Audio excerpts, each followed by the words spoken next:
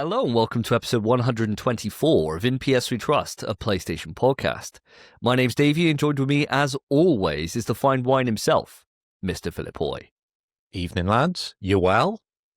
Very well, thank you. Well, coming down with a bit of a bug, but audience, we won't keep going on about it. I've already bored the ears off these two boys talking about, how poorly I am and how I'm continuing to keep on going for the benefit of the PlayStation Nation, because that's just what we do here on In PS We Trust. And joining me, as always, my lovely little squire, Spencer Davis. What's up, blood? Don't worry, you will be fine by the end of this episode because the bug hunter is here. I'm going to hunt that bug, baby. Oh, thank you, Spence. And also, sack off the fine wine. Last time it was elegant. To be fair, I've drank most of it. I've got a bit of sangria. Oh, wow. And that's what I've got today. Sangria? What does that make you? If wine makes you a fine wine and distinguished, what does sangria make you? A bit of a Try and slut. think of the people that drink sangria. That's where I was going, yes. Spanish, right? It was just going straight back into your Spanish roots. Although I have seen you've taken a shave, the moustache has come down considerably. You look very handsome now, Spence. Oh, thank you, mate. If I do say so myself. Get a room, boys. I wish He does, we would. though, doesn't he? He looks better than he did last time. He looked like a fucking walrus. Yeah. Yeah, Way it's bad. better. Yeah. I was going to keep it for all of November, whatever. And then I was just, one morning I looked at myself and just thought, nah. Yeah, good. The sponsorship money wasn't enough to keep it, was it, Spence? No, I've been doing this shit for free like a fool, mate. No, yeah, it's not worth it. Should have been collecting that penny. Yeah, mate. Nah, I need it as well. The issue is it'd be going to no charity, mate. Just Go to to go to me. the Charity charity of starts at home. Spence. Yeah, that's Yeah, true. That's man. true. You got to look after your own, don't you, first? Yeah, That's what they always say. my own. And is to be me. fair, most of these charities, I shouldn't say most, a lot of charities, they're all doing a fucking little bit of a backhander. They all seem to be lining their own pockets while they're sorting everyone else out. Wasn't there that thing the other day about children in need? Where there was Really? Yeah, where they were doing some nonsense, like they were stopping deportations with the children in need money. It's like, what are you doing children that in for? greed, bro. It's That's mental. crazy. It's like you give to a charity for one thing. It'd be like giving to the Greggs charity so people would eat Greggs, but then they're eating fucking Iceland pound meals. And you're like, I paid for this kid to have a sausage roll. You're weird. giving money to children in need, and then they're stopping people being deported. You're like, Pudsy's are wrong, isn't he? He is, mate. He There is I've something seen him off in a with few that bit. places. Yeah. Especially Yeah. the way he dances. Have you seen it? It's a Mate. bit too much. Have you seen his tweets? No, I stay away from that. I get enough from Andrew Tate and Donald Trump these days. I don't need Pudsey going into the mix. Pudsy's bad, bro. His Anyone- DMs. anyone who's like a grown man dressed as a bear hugging children, not Red good flag. luck, I reckon. Mega red flag. Yeah. Mega red flag. I would say These- so. These people working in Disney are on a list, I reckon, where they're going Yeah. out, they're getting like hugged, and they're like, Minnie, Mickey. And it's like, bro, that's a 20-year-old dude there. I think this all the time as well. The pay can't be good No. for what they're doing. That's so much work. Yeah. Well, they're getting something out of it, Spence. Mm. They're Get just hugged. doing it for the enjoyment. Yeah. But to be fair, it's a safe vocation for people who are that way inclined, isn't it? Go into character. Oh, Get into like Disney. You got prime target market. Or Bro, Santa. I've Yeah, I not. Santa, definitely. It's late I've in got a life. story that exactly relates to this, and I feel Go like on. I've said it on the show before. My old drama teacher, she used to be Minnie Mouse in Disney, No way. No Yeah. way. and then she got sacked because she was sleeping with a sixth former. What? That's two As- different situations, right? It was the same woman. The woman who was Same a woman? worker at Yeah. Disney was that sleeping with kids. I mean, the sixth former, is he 18 though? Is No, it like he was top 16. six? Oh, that's a bad look. How old was she? Oh, I don't know. She wasn't that old. She must have been like, I don't know. She was like, she sounded like Minnie Mouse as well, and she was like small. She made a great Minnie Mouse. She Did must she have keep the been costume like on? 30. I never saw the costume, mate. Wild though. Wild. But yeah, direct correlation just from that evidence there. No Direct. offense to everyone who is just a mascot. And you're out there living your best life, going around to children's parties, that kind of thing. But You know, job seekers is probably even better. yeah, to be fair, look at yourself in the mirror. Try to look past your own costume and look inside your soul. You've got a You lot do- of costumes, Davey. I do, but I don't go around hugging children in them. That's the thing. I think that's the warning sign, isn't it? When you get into it, if you get When you into hug it, other people's children. Your that's own the thing. I children, hug my completely own. fine. Absolutely fine. I think if you get into it for the wrong reasons, mascotting can be a dangerous profession, isn't it? You know, you'd have to be like, that'd be one of the questions I'd ask on the interviews, like, why do you want to be the mascot here at Disney? And if it's not something like, Joe, I've just always loved the character of Mickey Mouse and I want to wear his skin, right? Unless it's something like that, which again is pretty freaky. But, you know, if it's like, I love entertaining children, I'd be like, out. I think the Out only the good door. answer is I need a job. Yes. Yeah, but That's the only good response. If you've got to if be the character. they want to be that character, then there's something fucking wrong going on up there, man. When I was last in Orlando, I met Tinkerbell. Oh, Do you know what I she's a met good her doing? Is it? Yeah, Go on, tell. yeah. Driving Uber. So isn't that well paid? Because Tinkerbell's part-time job was Uber. How did you know that? Did you ask her? We just asked her what she was up to, and she was like, "Oh, I'm actually Tinkerbell." No way. We did, yeah. We were talking, and it just came up. She was like, "Yeah, I do Tinkerbell, and I part-time do Uber taxis." Isn't It's that very a- easy to be a taxi driver in America. You could just sign up on the app, right? It's not like the kind of rigmarole that you would need to go through in the UK. Anyone can do it if they've got a phone and a car, apparently, and not on a list. And she wasn't on a list yet. Yet. Yeah, Yeah, is the yeah. key word, mate. I'm going back in December, so if she's still there, she's done well. She's avoided the draw. Yeah, definitely. Yeah. And to be fair, Tinkerbell's quite a sexy character. Yeah. So I think, what, you didn't find, you've She's seen Hook? This big, bro. Yeah, mate, I know. What are you doing but- to that? Well, Julia Roberts in Hook gets turned too big, doesn't she? Didn't she get turned big at one point in that? Oh, she might and actually she's as a well. fox, bro. Julia Roberts is hot as hell. She was. She still is. I've Absolutely gorgeous. no comment. I have Googled how much cast members make at Disney. Go on. Did she need the Uber job? Potentially, so it's got a expensive range taste. from between $17 to $25 an hour. That's not much, is it? No, it's not a lot. Not for being in a sweaty costume all day.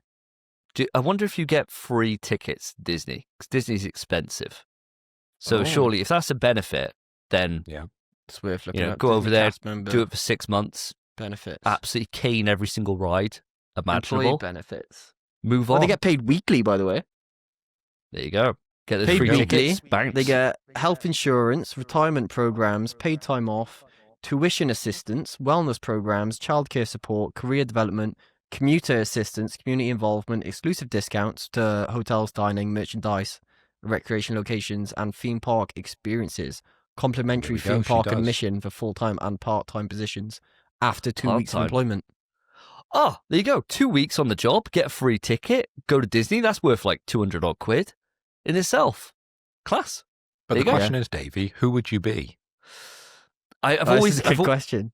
in I've the Disney al- world? And don't just say Gaston. Oh, I was going to say Gaston. Yeah, I of course know he you would. would. say I'd need to Gaston. hit the roids first to be Gaston. He's absolutely You're yoked. not close to Gaston. No, I know. He's I However gotta be, close you get to that mirror, you're not as big as Gaston. No, I'm not. He's And massive. the guy eats like what 4 dozen eggs or whatever. 4 doesn't dozen he? eggs, mate. Damn straight. That's right. I ate 4 eggs for lunch today and I was full. So, you know, I eat 4 dozen eggs. I think if I had to be any character in Disney and I couldn't be Gaston, if they were like, you do not have the build for Gaston, are we allowed to be like Marvel people as well? They're at Disney. These days, I suppose you can be a Marvel character. You can be a Star Wars character these Boring, days, though. can't you? Yeah. I'd quite like to have that job that guy's got. I know it's not a Disney character, but I hope you allow it because it's on the same line. I've seen loads of videos of that bad guy from Transformers. What, The- Megatron? Megatron. Yeah, and he looks like he's having a great time whenever he's up there. He Just- winds everybody up because Yeah, he goes that's "Rah," the- like that to everybody. And he did it to me and my mum. I got a photo with Megatron when we went to Universal Studios, and he did exactly the same thing, and he scared my mum. See, Love that. that's a class job. That's a class person to be dressed up You as. get to walk around on stilts as well. Yeah, because that's they're fun. very, very tall. Yeah, so I think I'd go for that kind of role. I think definitely villain, Yeah. definitely someone that everyone hates. somewhere like that. But if you allow me, then I'd go for Megatron, because that every time I see a video of that, it's always class. Or Vader walking around. You know, you look cool. Or just like that to people. Yeah, definitely. Yeah. I think that'd be cool. What about yourselves? We can use this as the question. We don't have to use my one. We saved my one that I prepared for another time. Yeah, let's save it. What about yourself, Spence? Where would you go with this? Oh, well, the other fun one, the most fun ones are either the villains like Megatron, because he doesn't even have to be nice. You can just be a dick to people, and that's fun. But I don't have the Megatron build, I wouldn't say. Even though he's a bloke in a suit, I wouldn't fill out that suit.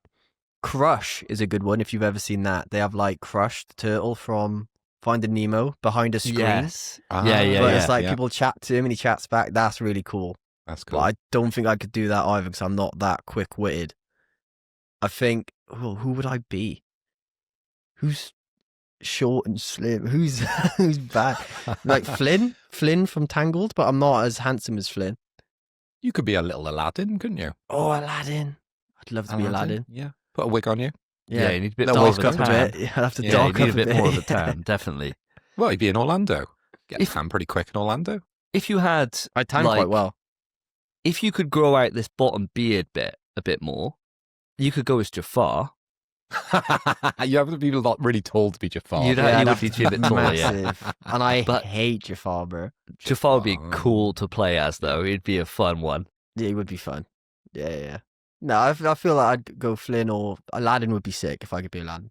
But That no would way. be cool. What about yourself, Mr. Hoy? Who would you go as? I think I'd go, right? And it's a bit of an obscure one that you might remember if you have been to Disneyland. But there's a part in the park where you get to pull the sword out of the stone. Yeah. Oh, cool. So I'd be the guy that presses the button on if you can pull it out of the stone or if you can't pull it out of the stone. Because I also think he's got another button where he shoots water at people as well. And I can imagine that being absolutely hilarious day to day. You know, you've got all these kind of like lads walking up there trying to pull the sword out of the stone, not achieving it. You get a little kid coming up, starts to pull it. Oh, it comes out. See the enjoyment on his face. That'd be amazing. I'd be the sword in the stone guy. Well, you could probably double up and you could be Merlin at the same time, couldn't you? I'm sure there's probably just buttons they could put on your staff. Yeah. Two There's for also one, a robot bin at Disneyland as well. Well, it drives around. It looks like a normal bin, but it follows you around. Class. Or Class. just So- in case you're mucky. No, just to freak people out. That's I rate cool. that. Yeah. Yeah, there's lots of kind of like weirdness at Disney, like Easter eggs in different places where you look down a certain path or an alleyway and you can see like characters' faces and things like that. There's lots of kind of hidden gems at Disney, and that robot bin is one of them. That's class. So watch out. If suddenly you walk along and you see a bin behind you, and then you walk a bit more and you turn back round and the bin's closer than it was before, it's following you. Well, I'm Robot bin. Kicking it in the freaking chest if it's behind me again.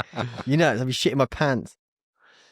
I haven't done Disney over in the States. I've only done it in Paris. And that was They good. won't but have the a States, robot bin in Paris. No, No. the States one is like, that's the Mecca, isn't it? You know? Yeah. So I definitely need to do it at some point. When Cassie's a little bit older and he'll appreciate it is when I'll take him, I think.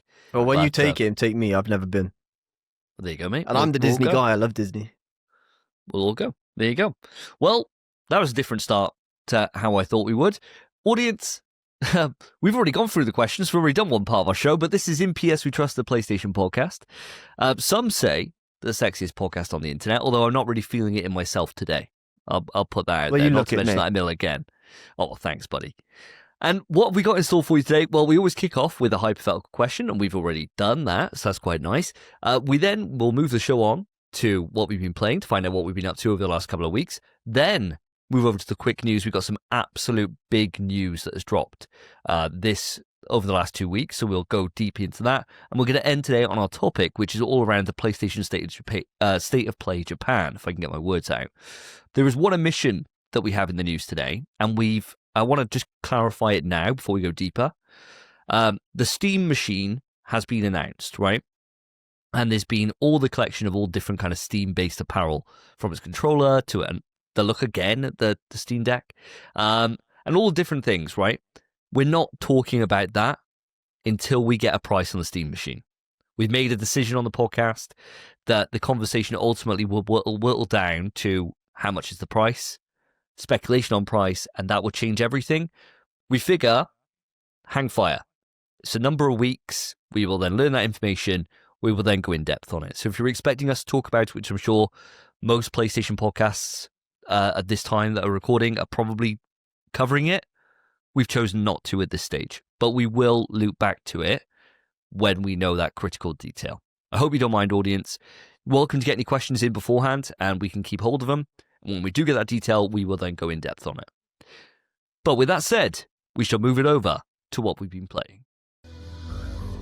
This time on NPS We Trust, what have the boys been playing? So guys, it's been 2 weeks since our last podcast episode, and I'm desperate to know what you've been up to in that time. Spence, I'm going to start with yourself. What have you been playing, my dude? Sure, man. So, caught me right as I was taking a swig of sangria. So, the big game I've been playing, and it's the game that I think I mentioned it last time, I'm pretty confident I did. Game that I should have finished probably like a year ago, but I didn't. Silent Hill 2.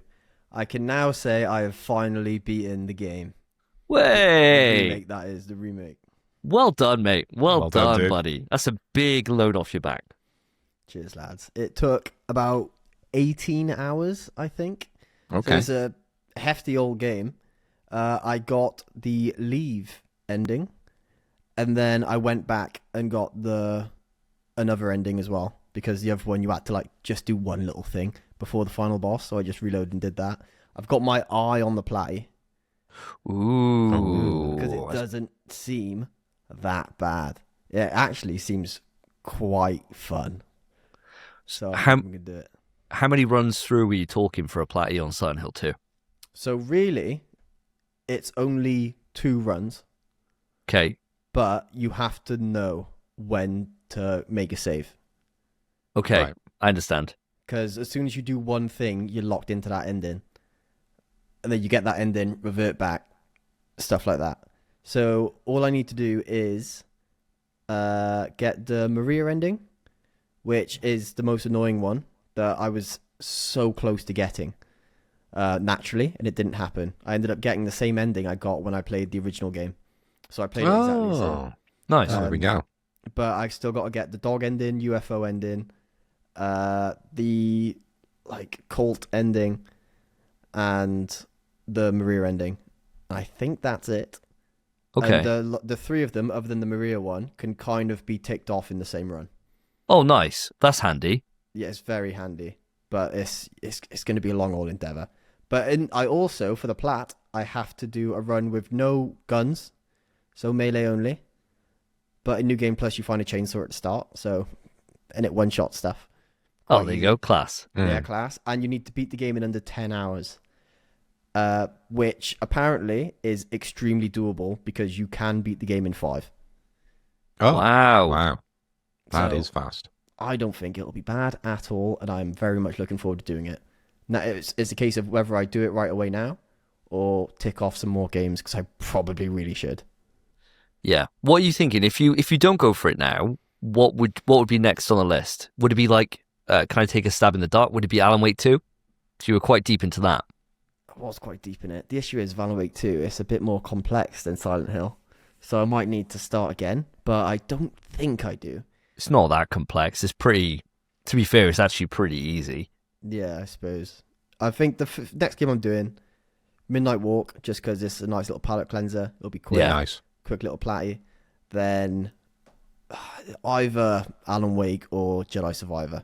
One of the 2. But I think I've only played one 2025 game this year. Really? I That think list so, at the or end of the like year is going to be difficult. One that is a Game of the Year contender, yeah. One that's like a big game. I think I've literally played one. So Bloody I might hell. need to look around and play something else before end of year. And it's Time coming- Flies are going to be buzzing to be featured in a top 5 list, aren't they, bro? It's You gonna have definitely to played be, that bro. this year. It's number 2 at this point. It's crazy. Mate. What the Well, I'm glad to hear that you got it done, mate. That's fantastic. Now that you've seen the game through and you've wrapped it, would you say this is the definitive way to play Silent Hill 2? It's definitely... yes. Yes, actually, I would. I was going to say no, but I preferred the original Silent Hill 1 over the original Silent Hill 2, and I prefer this over the OG Silent Hill 1. So yeah, definitely. It's Okay. To be fair, this remake is just brilliant. It's really, really good, and I was cacking my pants. The game's not hard. I've beat the game with about 30 health drinks and 20 syringes, 70 pistol ammo, 40 shotgun rounds, 30 rifle rounds. I smoked this game, but it still took ages because I was shitting myself. It doesn't matter that you know whatever comes up you're going to kill. It's just you don't know it's there. And also, for the platinum, I forgot, this is the scariest bit. You have to beat the game without using the radio. So your pad makes a little noise whenever there's an enemy nearby. It's gone. So now you have no idea. Nice. I don't want to do it. That'd be cool. But you know what it'd be like? You know, a second run through, if you do an all run now, just with the chainsaw running through, getting a another trophy ending out of the way. By the time you go for a third, especially if you're doing them in like consecutive order and doing it like pretty quick after, you'll know where everything's coming up. You're not going to be frightened then at that point, are you? It's like, oh God, I'm here at this point. I hate this bit. You know, I'll just run through quick, blah, blah, blah, blah, blah. You know, that kind of thing. You think, but there are mannequins that run and then just like get around the corner. And it fucks me off, man. There was one scenario which I really shit myself. It was like 2 times I've really shit myself. And the one was a mannequin. I hit it and it ran away and ran around the corner. And as I ran the chase after it, I saw it. And another mannequin was waiting, like it lured me into another one. And that one jumped on me and I literally screamed. Wow. I was like, ah! I was like, what the fuck? And then another one, Pyramid Head, was chasing me. And you got to break down walls sometimes, that you do in the OG as well. And I was just chilling. I thought I was safe and sound. He made no noise. I turned around to check where he was. He was there, already swinging. And I fucking screamed then as well. Mate, this game, it's probably the scariest gaming experience I've had. Wow. Really? Wow. I think so, yeah. It's scary, man. A scary game. Oh, I don't know about you, Phil, but I'm mega looking forward to actually finding the time to play this game. Are you right there with me? Yeah, I can't wait, especially after that review of it. It sounds amazing. But I was just doing a bit of fact-checking as you were talking, Spence. And Silent Hill, you said 18 hours that you've spent in it to complete. That's about right, actually, to complete the game. But they said 32 hours up to be able to platinum the game. In the new one, apparently there's 2 extra endings, so that gives you a grand total of 8 endings that are possible in the remake.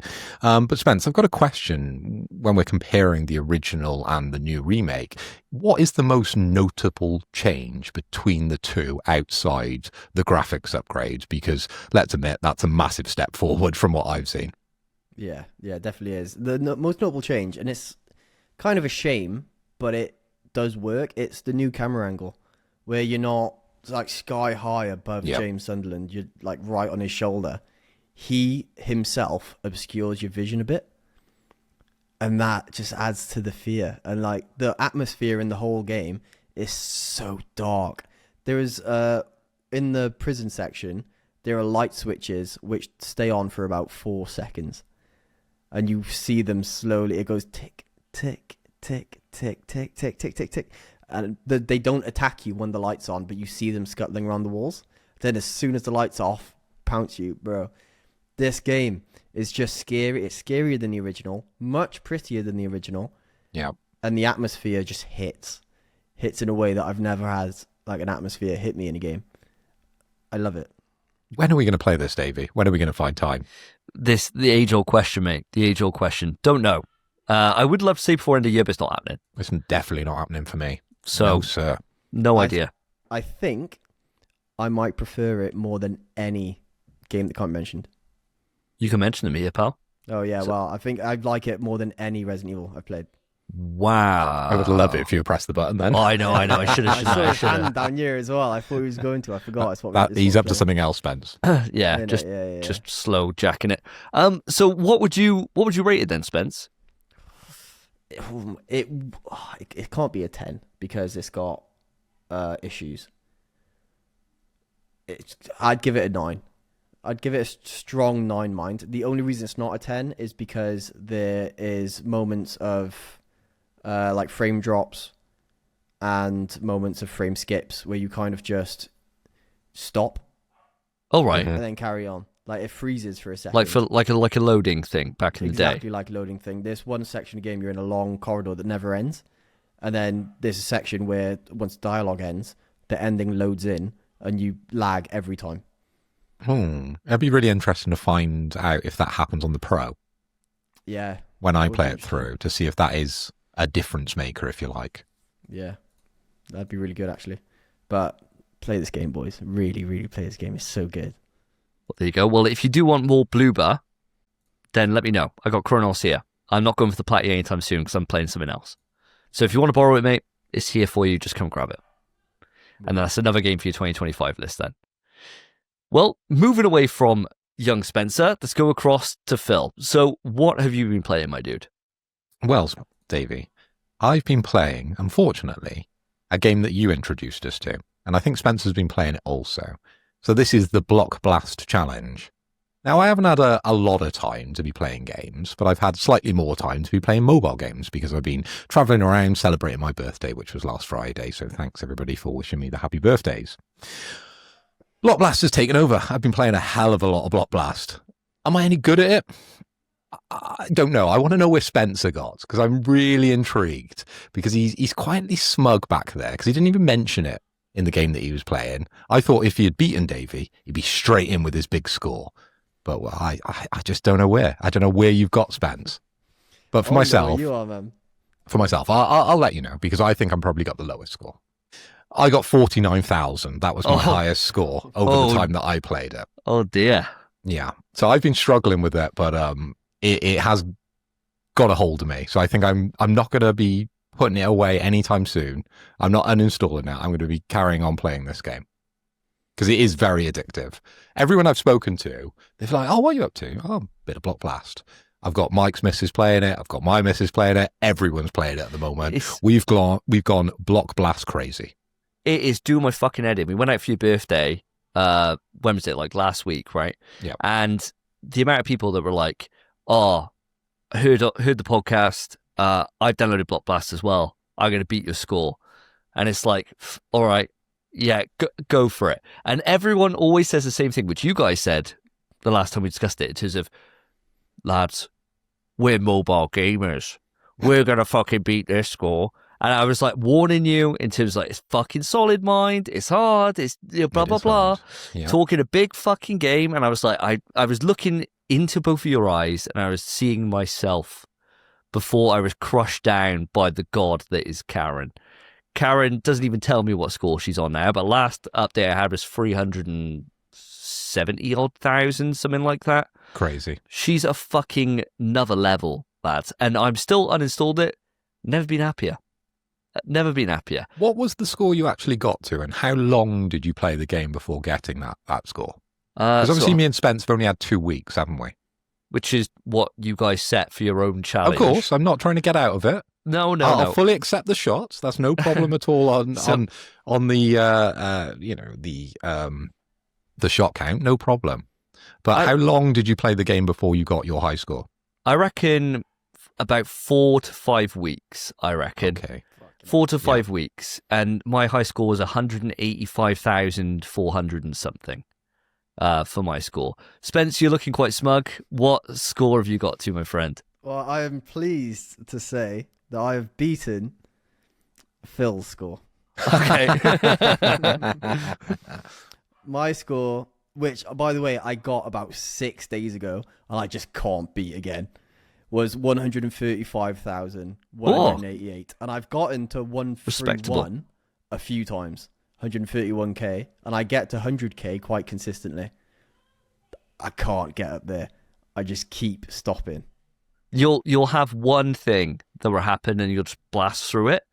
I when I quit, I was at the point where I was getting 179 on the regs, and it's the most annoying thing, because then you're so close and then you fail, and it's just so annoying. And especially then when you're in bed next to somebody who's routinely smashing through the 300. You saw her play, man. She's fucking. It's nuts, dude. She was making shapes that I didn't know God created, bro. No. They didn't exist until Karen picked up the phone. It's mental. She's an absolute god. Well, I'm I'm glad you guys haven't beaten me, right? Because it might have sparked something in me to come back to the Block Blast game, and I'm so glad it hasn't, right? So it's a shot each in the dock for both of you boys, which I'm very, very happy with. But I do want to see you guys keep going. You know, you've got the mountain is there. You got the first hill in me, and then you got Everest behind it, which is Karen. So you get over the hill, and then you can at least see Everest. Whereas at the moment, I'm like that hill blocking your view from the peak, you know? Right. So you just got to get past that first, and then it's a massive climb. So strap on your climbing gear, put on your oxygen mask, lads, because you're going to need every bit of help you can get going for that if you do decide to keep going this way. But well done for seeing it through for the last 2 weeks. Giving it a go. For playing it for 2 weeks solid. For attempting, yeah. To be fair, that's why before today I said, take your time, boys. I went, be as long as you can. I was sat right there just block blasting, trying my best. I've been playing last minute. For I was sat there for like 5 hours just letting YouTube autoplay do its thing and just block blasting. I've been trying all day. It's the pressure, I think, with Block Blast, right? You get to that point where something happens in Block Blast, doesn't it, when you beat your score, and then suddenly the next 3 blocks, they don't fit, do they? Immediately they just don't fit into the screen you've got in front of you. Happens every time. It's a curse. It's a curse, boys. I'm sorry that you're both taking this on. I'm so glad I'm out of this. So glad. A fucking absolute curse on both of you boys, and you both took it on willingly. And it's spreading as well. It's like a fucking cancer. Like all our friendship group is playing Block Blast at the moment. We should try and get a sponsor by Block Blast. I don't, mate. It's killing me a little bit on the inside when we're a PlayStation podcast talking about Block Blast seemingly every week, and everyone wants to know. It won't kill you. No, true. I love Block Blast. Enter code Davey for 23 revives. Oh, Jesus. So what else have you been up to then, pal? Well, not a lot else, because I've just been celebrating hard. So all my kind of gaming time has been taken up with celebrating my birthday. So I was down in London last week. Obviously, we're recording on the Monday. We couldn't do it on the Friday because I was out celebrating on Friday. And then over the weekend, I was up in London. And I've got a little bit of Death Stranding news for you. I don't want to talk too much about the game after hearing your criticisms over on that other podcast, you know, chilling with some other presenter. Oh, Brett's such a goodie, isn't he? Such a lovely bloke. Yeah. I'm trying to be harsh about him, but he's a very, very nice guy, and it was a great podcast to listen to. It was 5 hours of my life, which I'm not getting back, but it was entertaining. So well done. Really, really enjoyed that. But I don't want to go too much in depth to where I am in Death Stranding because I haven't finished it yet. So wait 2 weeks and we'll probably be there or thereabouts. Okay. But as I said, I've got a little bit of Death Stranding news because I attended the Strands of Harmony down in London. So that was music from DS1 and DS2 played by the live London Metropolitan Orchestra. Okay. And we also had Ludwig Forsell, the composer of both DS1 and DS2. He came out with his guitar and literally rocked the crowd. He only came out for a few individual songs. And it was a very classy event, you know, watching the orchestra in front of you, the conductor doing his thing, everyone, you know, with violins, and it was beautiful. It was a beautiful thing to experience. And then Ludwig came out and he went, "I'm going to rock you." And it was like this complete change of pace. And then he was like, "Who likes Higgs?" And me and my brother were like, "Slayer." We didn't actually, but we thought we should have, right? It was that kind of vibe that he was bringing to the crowd. But we had a great time. And to top it all off, I did take a couple of photos and it got reposted by Hideo Kojima himself over on his Japanese Twitter and then in his on his English Twitter this morning, which was really, really nice. Oh, that's cute, man. Yeah, put a big smile on my face. No, that's class. I was thinking when I saw you there, I was thinking, I wonder like how it's going to work, because a lot of the music with Death Stranding that I think of is kind of the licensed stuff, you know, like the different kind of artists and all that. So was that music kind of featured, or was that not there? It was like more the orchestral kind of stuff. What about like the Woodkid stuff? Any of that there from DS2? Yeah, so the final song, Into the Wilder, that was the kind of ending, if you like. There was a couple of singers that came on, that were probably part of the orchestra, hired guns, if you like. They're not named singers, but they came on and did a rendition of Into the Wilder, and it was absolutely beautiful. It was moving to experience it in person. It was great.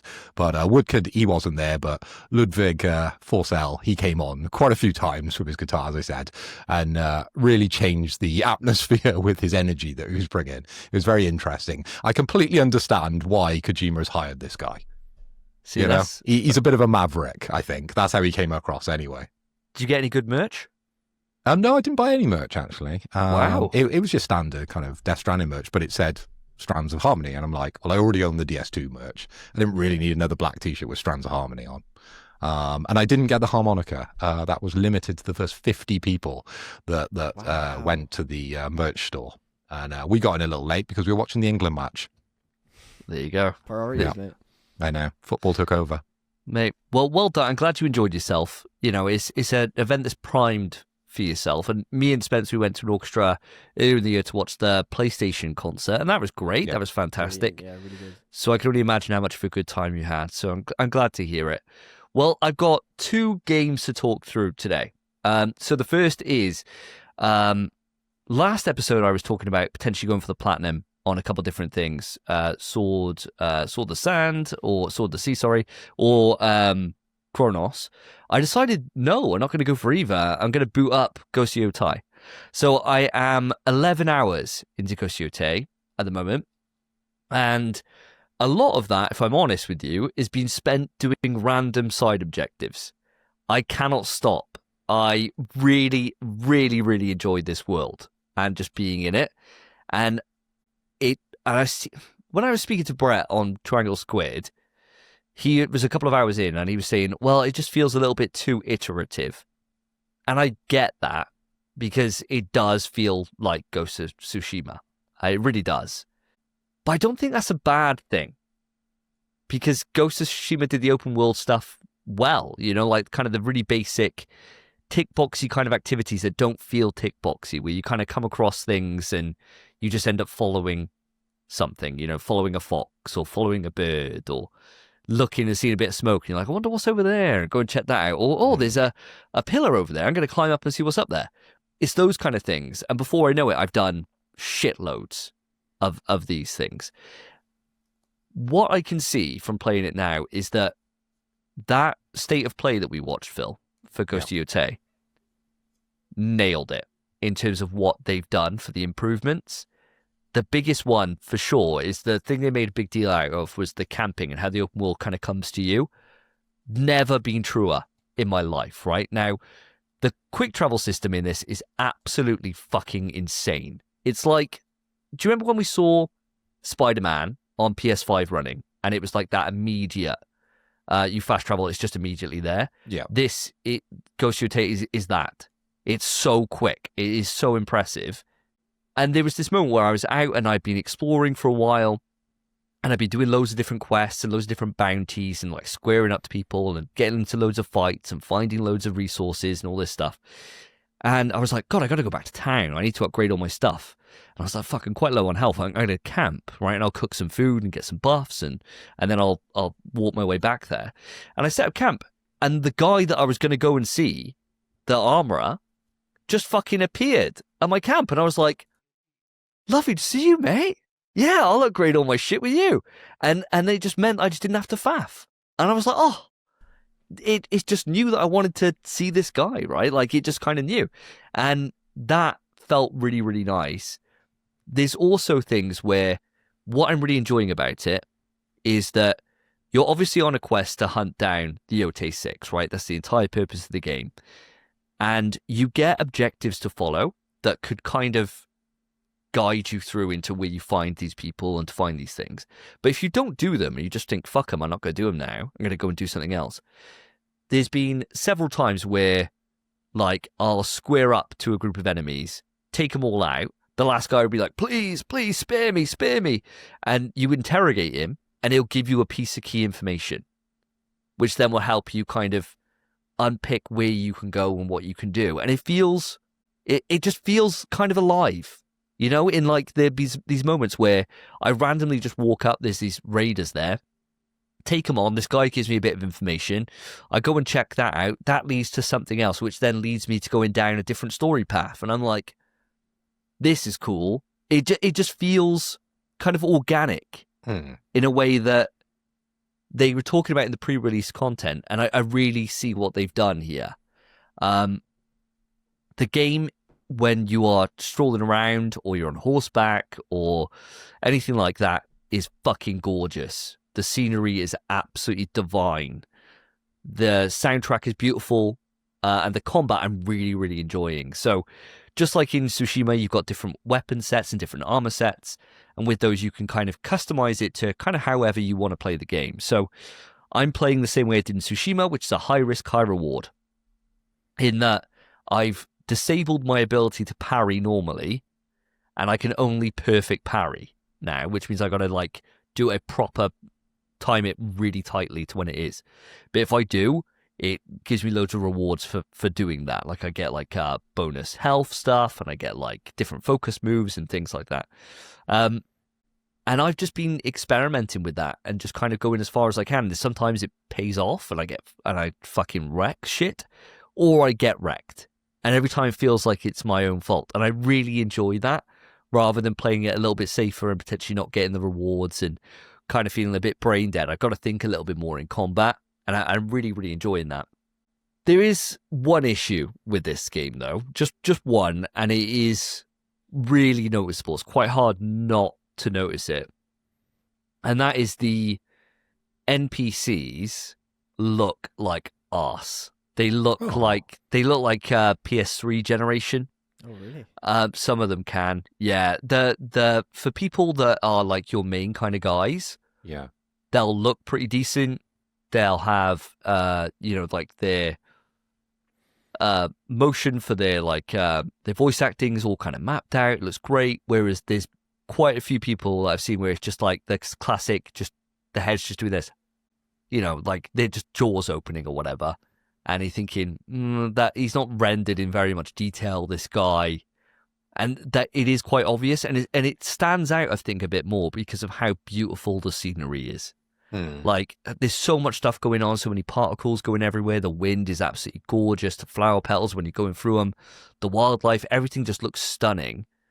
Fire looks brilliant. How you can use fire is great, but it does stand out, and it does make you feel like, I can see why this was a kind of, they've managed to make this on a lower budget than a lot of other PlayStation titles, because it does give that impression when you see these NPCs. Now, I suppose the thing is, ultimately, does it matter? And does it harm the experience? No, not really, but it is something that kind of takes you out a little bit. I suppose the trade-off would be, if it was a choice between what Ghost of Yotei has done, and they've invested all into the scenery and the combat system and making the world kind of feel alive, and the cost is that NPCs and stuff like that look a bit shit, I would much rather that than Horizon's way, where they put it all into the visuals and everything else is kind of degraded as a result of that. Gameplay's worse, all that kind of stuff. So I think they've done the right balance. If you had to pick one or the other, I think they've gone the right way. But it is something that I didn't expect to see after it being in development for such a long time, and coming out at this point in the PlayStation console generation. We shouldn't have to pick, though. We shouldn't, I agree. This day and age. We shouldn't have to choose what element we want. When we buy a AAA game from a first party for PlayStation, we expect a certain level of quality. And I'm really disappointed to hear that you're noticing that.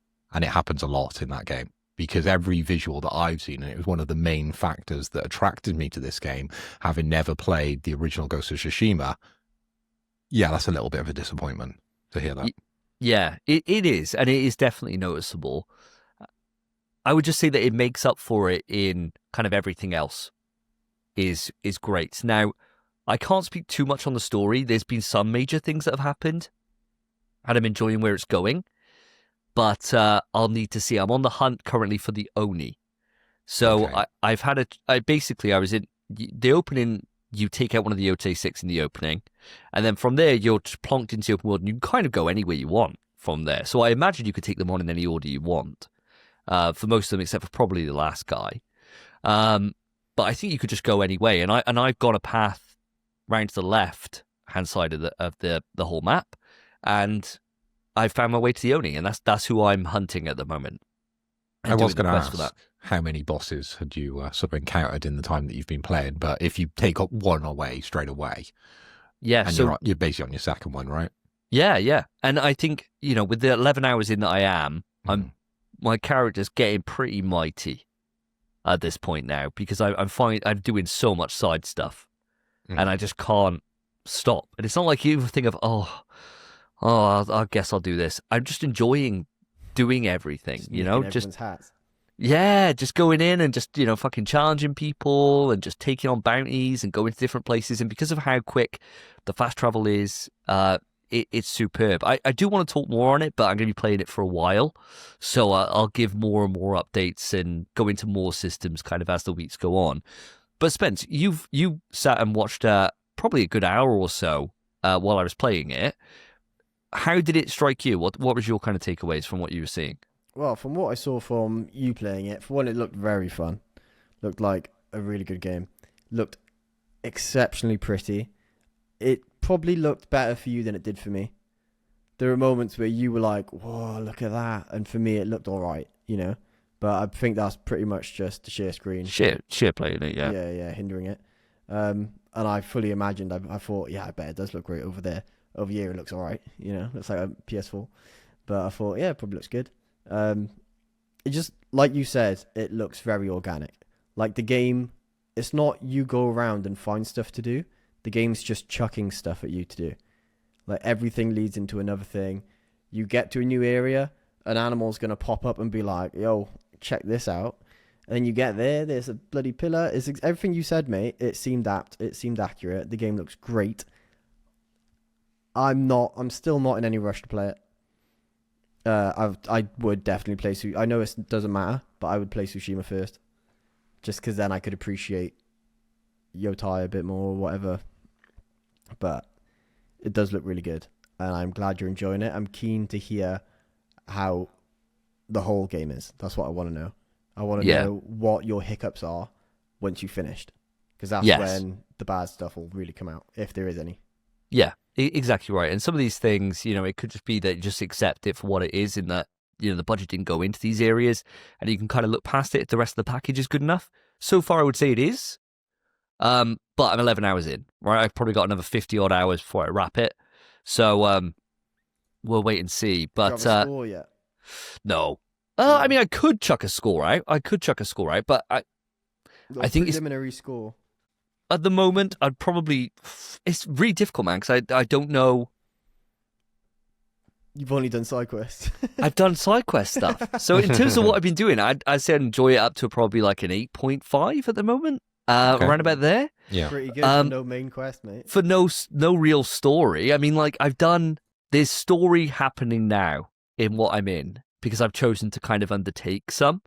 And there's been some cool reveals, some stuff that I didn't see. And there's a whole memory system, but I'll go into that on another episode to talk a bit more of that. I'll sprinkle that in for another time. Made me really interested. Because it's fucking cool how that works, but I'll talk to that on the next time. Yeah, it's quite difficult. I think next episode, I'll be able to kind of firm things up a bit more. But have you got any questions, Mr. Lloyd, before I move on to the final game for today? Well, I don't want you to spoil it anymore, because Fair. It's my next game. And I may have seen something at the Death Stranding concert, which spoiled something at the end of Death Stranding. Oh, I was going to ask you about this. Did you see, because I imagine when you're saying about Higgs music and stuff, I was probably thinking, I wonder if you've seen one of the parts that I have a major problem with, which I imagine you probably have. Yeah. Obviously, I know the twist, right? That's pretty obvious, but it isn't that. It's the Higgs thing. Yeah. It's Metal Gear. Like, it is. It's just Metal Gear. Yep. Yeah. You wait till you get there, pal. Is it more Metal Gear? Because I saw it and immediately I was like, that's Metal Gear. Yep.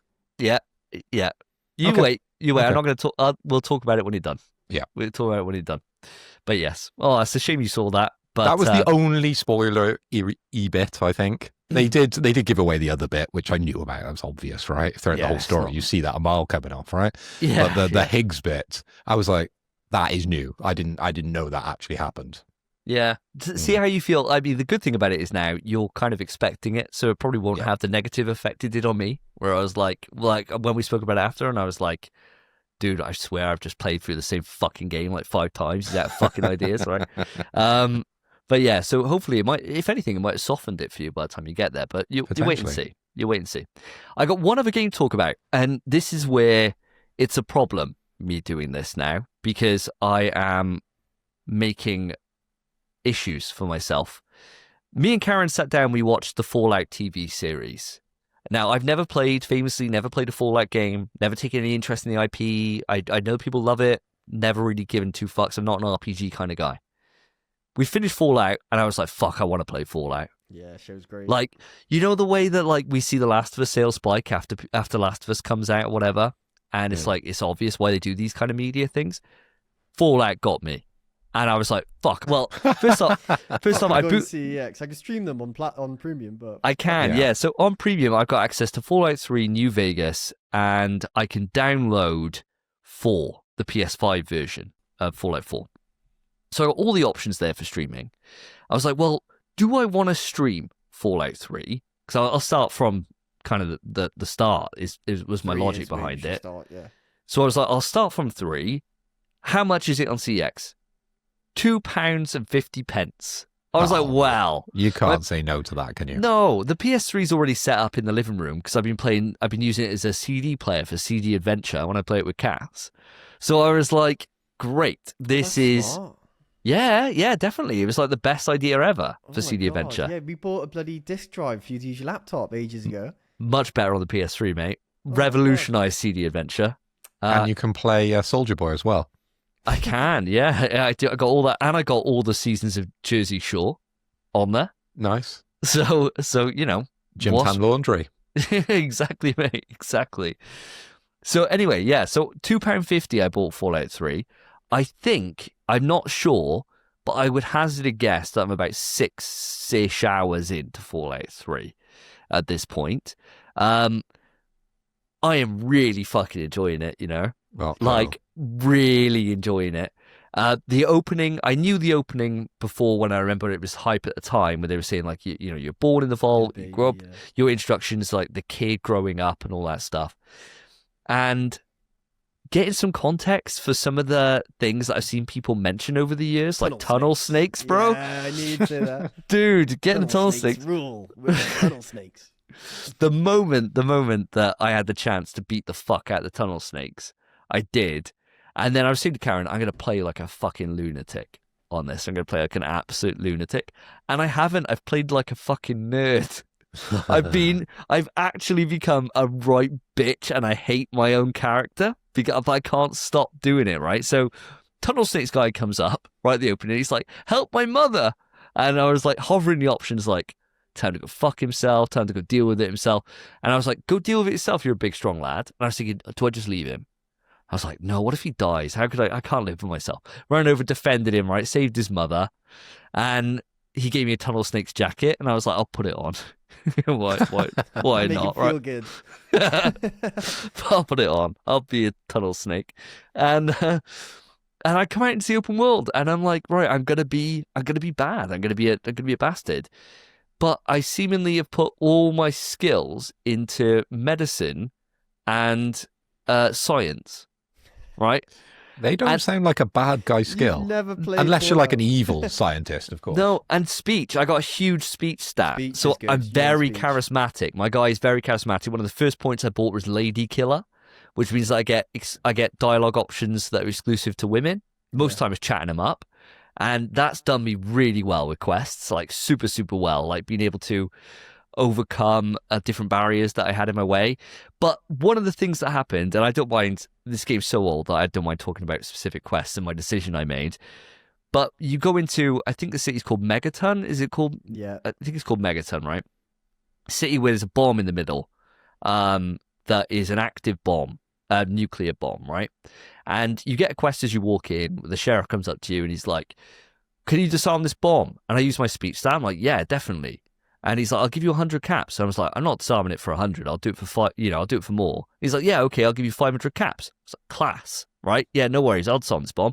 Walked up to it thinking, oh, my science stats high, everything's high. My bomb skill wasn't high enough, so I couldn't disarm it there and then. Continuing on, exploring the town, I go into the bar, and there's this guy there in a business suit, and I'm thinking, oh, he looks cool. Go and chat to him, and I he's know like, this exact quest line, by the way. yeah, and he's like, do you know, we want to destroy this town so that we can then make it beautiful because it's just run amok, this town. We'll pay you to destroy it. I'm like, well, 500 isn't enough. And he's like, oh, we'll give you a bonus. We'll give you a bonus if you destroy it because I use my speech skill. It's like, great. Gives me the fusion core thing so I can destroy it. So instead of me then either disarming it or destroying it, I ran off like a little fucking rat straight to the sheriff. And I was like, he's asked me to destroy the town. You snitched. I snitched, dude. You snitched. I You snitched. Wow. I snitched. And I didn't know this about myself, but I'm a little rat. Because, yeah, It's all coming out now. I went straight over, snitched, right? The sheriff's like, don't worry, we'll handle this. I was thinking, yeah, fuck yeah, sheriff. We go in there. He tells the guy off, right? And the sheriff's like, you're coming with me? And he's like, yeah, okay. And he pulls out his gun and just kills the sheriff right in front of me. And I was like, oh, collateral so damage. I gunned down this guy. So I'm thinking, fuck, I'm not getting paid from fucking anyone now. And then I thought, Joe, I'm going to wear the sheriff's uniform. So I stripped him off in the bar, put the sheriff's uniform on. And the sheriff's kid comes up to me and he's like, oh, you may look like my dad, but you're not my dad. And I was like, fuck, man. Like, I'm just a little rat. And so I went off, leveled up, came back, disarmed the bomb.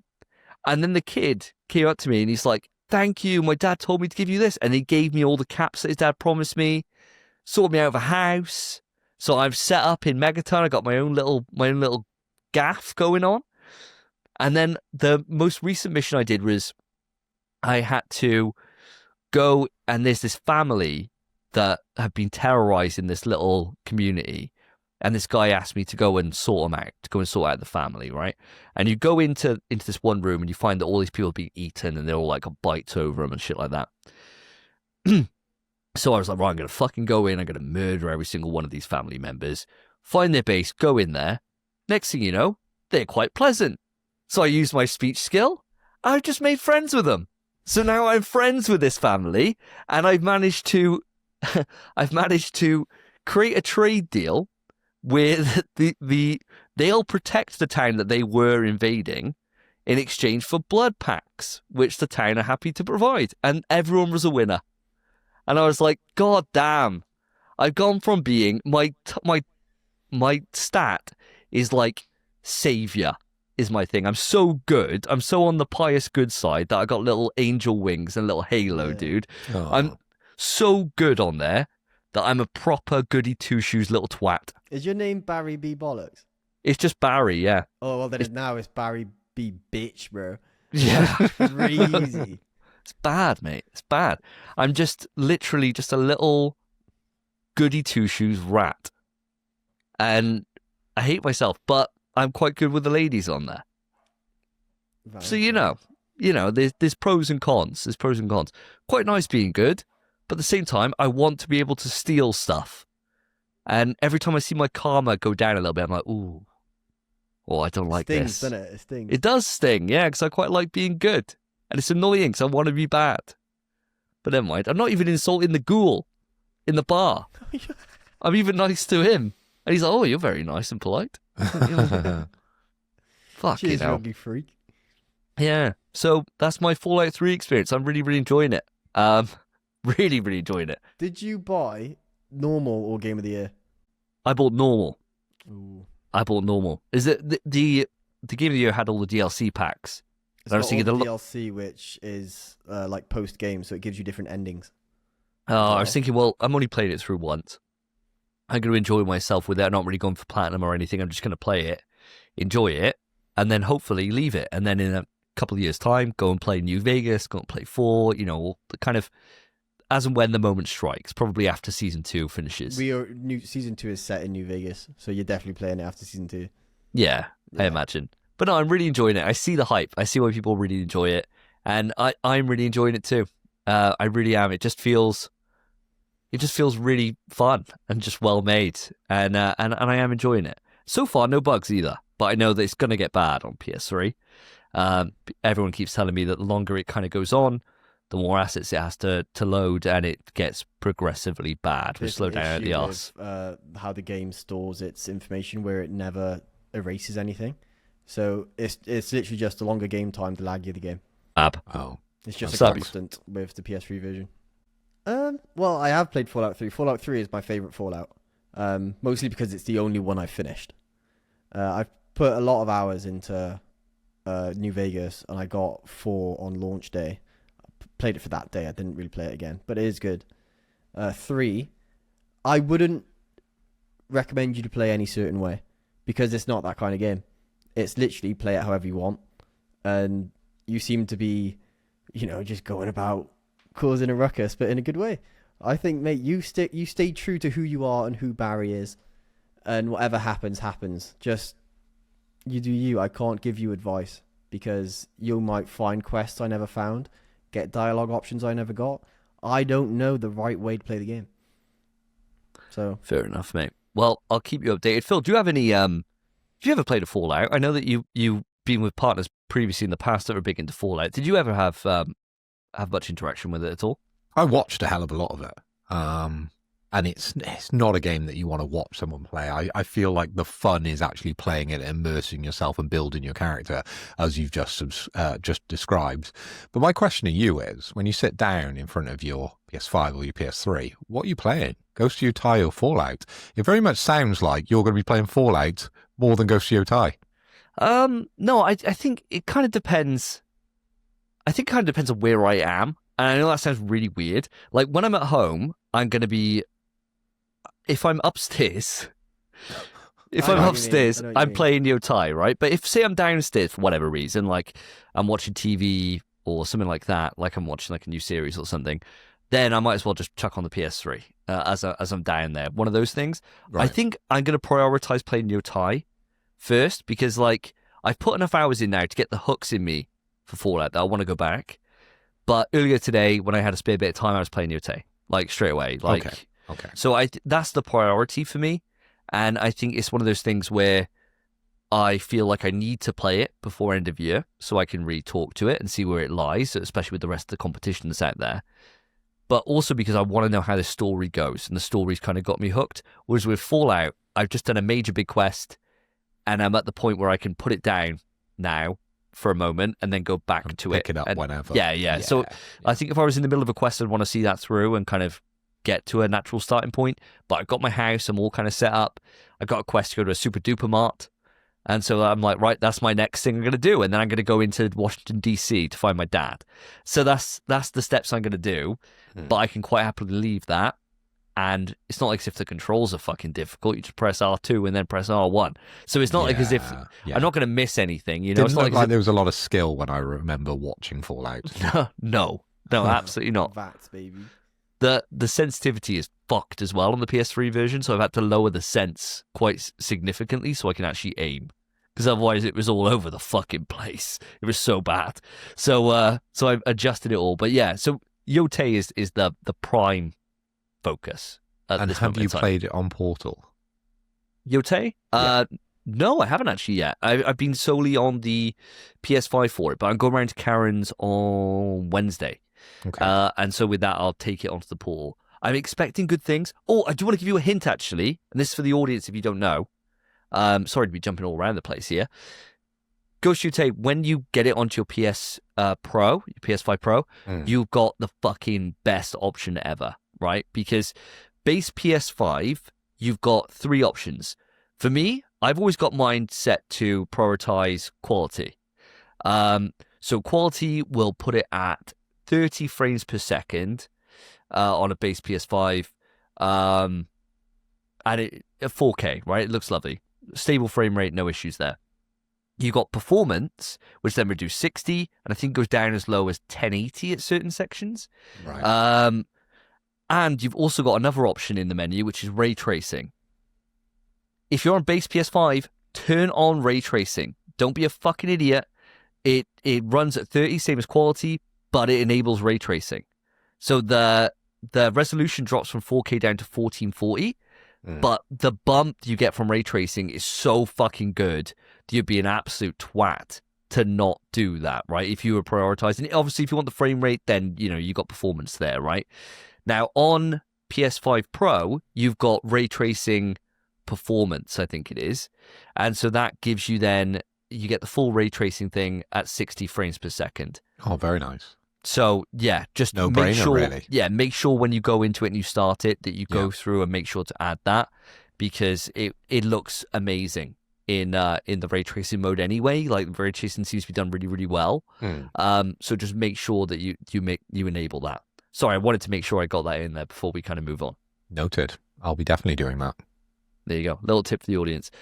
With that little tip, we shall move it on to the quick news. Quick news. Quick news, listeners and viewers. Welcome to Quick News. This is the section of the show where we pick 2 articles each from around the PlayStation Nation to present to yourself. But rather than just reading a news article in a monotone voice, like every other podcast does, we've decided to spice it up. And yes, because I was king, and I can't mention that too much, but I can in this context because I need to inform you that I made the choice. Oh, you're allowing that, aren't you, boys? They're all nodding. Good. Got away with that one. It's close, mate. It's close. Very close. Very close. I've picked the stipulation for these 10 episodes, and the stipulation is that we're going to present a video games quote or impression, and at the end of Quick News, we're going to try and decipher where that quote or impression came from and award some points, and hopefully we've got some way of working out who gets a shot in the dock for episode 130, which I'm really looking forward to because we've got some great ideas for 130, which is going to be good, right? So I'm going to pass over to Spencer because tradition dictates that. So Spencer, can I have your first impression or quote from a video game? And then can I have your news article, please, for discussion? Of course, my friend. Of course you can. Of course, I'd love to give that to you. Blessed. So my impression is as follows. The man is of no real use to anyone else, and my daughters do love entertaining foreigners. Quick news. Christ. There you are. So, for the first bit of quick news from myself, lads and listeners, game delays. What a fucking shock. It's like everything's getting delayed, always has. It's just the way it goes at the minute. However, one of them is an absolute steaming pile of delay. GTA 6 or Grand Theft Auto 6, however you want to say it, has been delayed to November 19th, 2026. Now, I know how I feel about this delay, but I actually haven't spoken to you boys about this, which is weird because usually, there's a little bit of, inside conversation. Then we say, whoa, save it for the pod. That's not even happened this time. So, you pass it to me, Phil. I'll pass it to you. What do you think of this delay, mate? I'm pretty happy with it, actually, because I think it makes our little competition that me and Davey have, and I think Potato Chief will probably join us again next year. And Spence, I'm hoping you join us. I'm, of course, talking about the fantasy quiz that we have, right? I'm quite glad that it's been delayed because I got fucked over this year with it because I picked it and it was meant to come out it says late 2025, right? It was meant to come out this year. And then it got delayed to the 26th of May, 2026. So I had to change all my choices around on the Fantasy Critic because I couldn't have GTA. And that would have been a very high score. And I think with the current setup, I think I would have been competing at least against you, Davey. Currently, I'm miles away, and so's Lewis, right? It's game over already, and that's why we haven't been giving regular updates on the Fantasy Critic. We kind of just forgotten about it because Davey's already won it, unfortunately. So having a delay does add a little bit more spice, a little bit more needle now to next year when we have the Fantasy Critic. So I'm welcoming this change, actually. I had a big smile on my face when I read it. I thought, brilliant. You can't just pick it frame one. But I think you probably still will. Yeah, I mean, let's be real here. Whoever wins this year, because it could still change depending on how well Kirby Air Riders does. Then yeah, I suppose it could. If Marathon launches, yeah, very true. Judas gets a surprise announcement update. Shadow drop, yeah. Any of these things could still throw it all into turmoil. But no, I think going on the basis that say I do win, then yeah, I mean I'm still picking GTA. I mean, what fucking mental? Although it does beg the question though, doesn't it? Because as you quite rightly said, there is a likelihood. At least when it was May, you're like, well, if it gets delayed again, it's still going to be in this year, Yeah, right? late year, yeah. But now, Whereas now, if it gets delayed again, we're talking 2027, right? You are. So, yeah, Bit more risk, right? Isn't there? a lot more risk, definitely. Do you know who I feel sorry for? I feel sorry for every other developer that thought November would be fine. yeah, Because, you know, you think nobody's going to be coming out anywhere from May, June. Probably July starting to be safe, but May and June next year we're looking like an absolute crater zone. Like you don't go anywhere fucking near them. They move plans. They think, right, well, we can probably go later. You know, Call of Duty's not doing very well lately, blah, blah, blah, blah, blah. We could probably compete with that. And then, you know, fucking GTA just storms in. Oh, we're taking the biggest slot of the year. It's like, oh, fucking great. You know, launching right around Black Friday. Yeah, brilliant, great, good job. I bet you Sony, though, are fucking licking their lips at that November date. Because, you know, they always have like we're about to start getting them now in the next week or so, like the Black Friday kind of stuff. And there's rumors about like VR going down to like £300 and things like that. So I mean, for them, Jesus Christ, they'd be like, oh, thank God. Like, what an amazing time for it to come out. You know, if it was like, you know, 2027 or whatever, they're probably thinking, fuck off, well, fiscal year end's going to take a massive hit. Whereas at least they're like, right, thank God. If even we're having a terrible year, we know that we can bring it back in Q4, right? So there's something there. But it's set up for Christmas, isn't it? It is. Yeah, It really It's is. just perfect, right? There's going to be a lot of cost for this game, and we've already kind of speculated on what it's going to launch at. And of course, there's going to be a bundle with a PS5 Pro because it'd be the best way to play GTA. So I'm locked and loaded and ready to go on that. So yeah, that time of year is sweet, isn't it? 19th of November. When I saw it, I thought, oof, perfect timing for it to actually come out. But hopefully, it gets delayed. Yeah, I'm happy for them to take all the time they want. You know, they've spent so much fucking money on this. If they're thinking it's not going to hit to the same level, much like when we were talking about Half-Life before, saying there's huge expectations, there's not many games that have bigger expectations on them than GTA, and the Rockstar put on themselves by delivering consistently high quality, like, fucking games, like, every single time. So there's a huge benchmark for them, and if they're feeling like they need that time to be able to make sure the game's the best it can be, fuck, we've already waited in what, fucking 10, 11 years? 15 like years. 15 years Yeah. since GTA 5. I think so, yeah. Fuck me. I tell you what, GTA Online has just kept that game so relevant, hasn't it? That must be the smartest. Whoever came up with that idea, if they're not making money on the back end, they got fucked over royally because it's kept it in the sales chart for 15 years. Mental, innit? But no, I think fair play to them. Just take all the time you need, you know? And it's a double-edged sword because people will say like, oh, we waited so long, and then all you're going to hear is, oh, crunch has been in, and oh, they should never crunch, blah, blah, blah, blah, blah. But you can't have it both ways, right? And they're probably going to be crunching the fuck out of it anyway, and they probably already have for a long time. But it's, you know, Take-Two look to their numbers and they think, well, fuck it, it's going to make all the money back it needs, so why not let it launch the best it can be? Fair play to it. I think it's the best idea. If you need to delay it, delay it. You know, but this is like the second time they've delayed it, right? So it started off in 2025, then went to May 2026. So now it's the second time, right? That it's coming through for a new date. This is our third date that we're getting. Imagine it gets delayed again.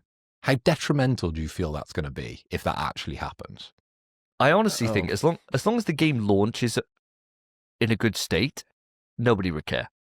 The big thing would be if it launches and it's fucked and it doesn't run, or it's not cooked, then at that point something's gone horrifically wrong, right?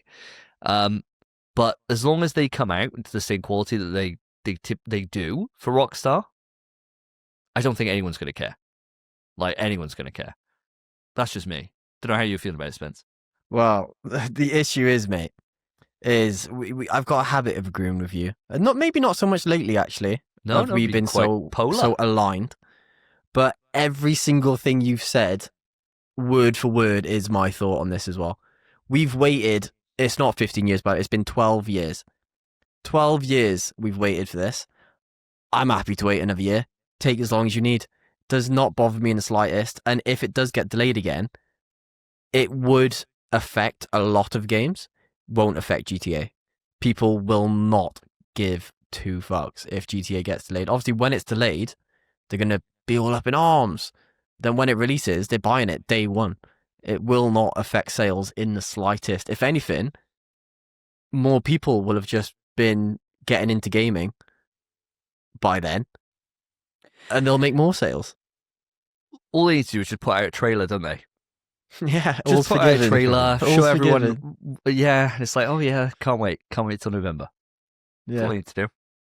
yeah, it's insane. That game is gonna annihilate everything. We've always said it, and everyone knows it anyway.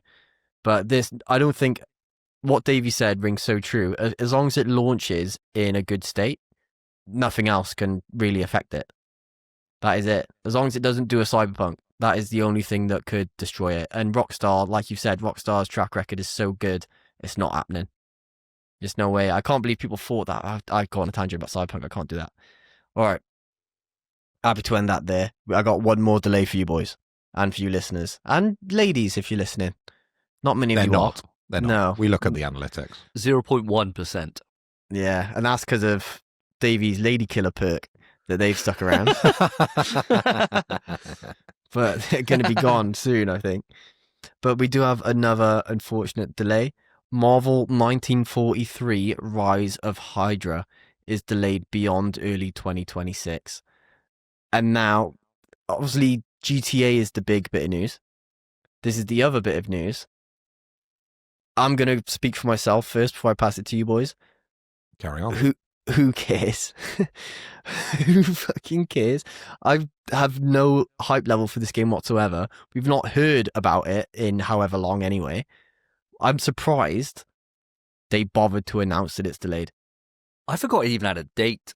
Yeah, I didn't know it knew had it was a date. next year, and there is some hype with it. You know, it's Amy Hennig's next project, and she seems to be cursed at the moment because anything she's working on just doesn't come out.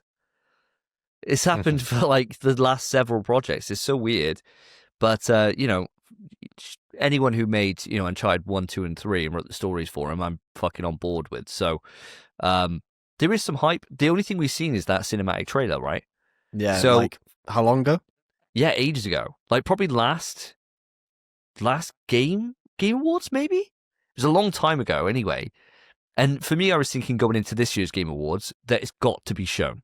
Because if it wasn't shown, then that speaks for itself. But they've kind of got ahead of that by saying it's not early 2026. There's no actual date for when this is going out, though, now, is there? They haven't put like a placeholder in anywhere, have they? Just moved it out of early. Just says beyond early 2026.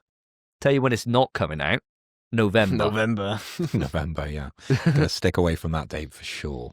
But it was one of the 2025 games that actually I was looking forward to because I was hoping to see something different from a different producer, different kind of company on Marvel.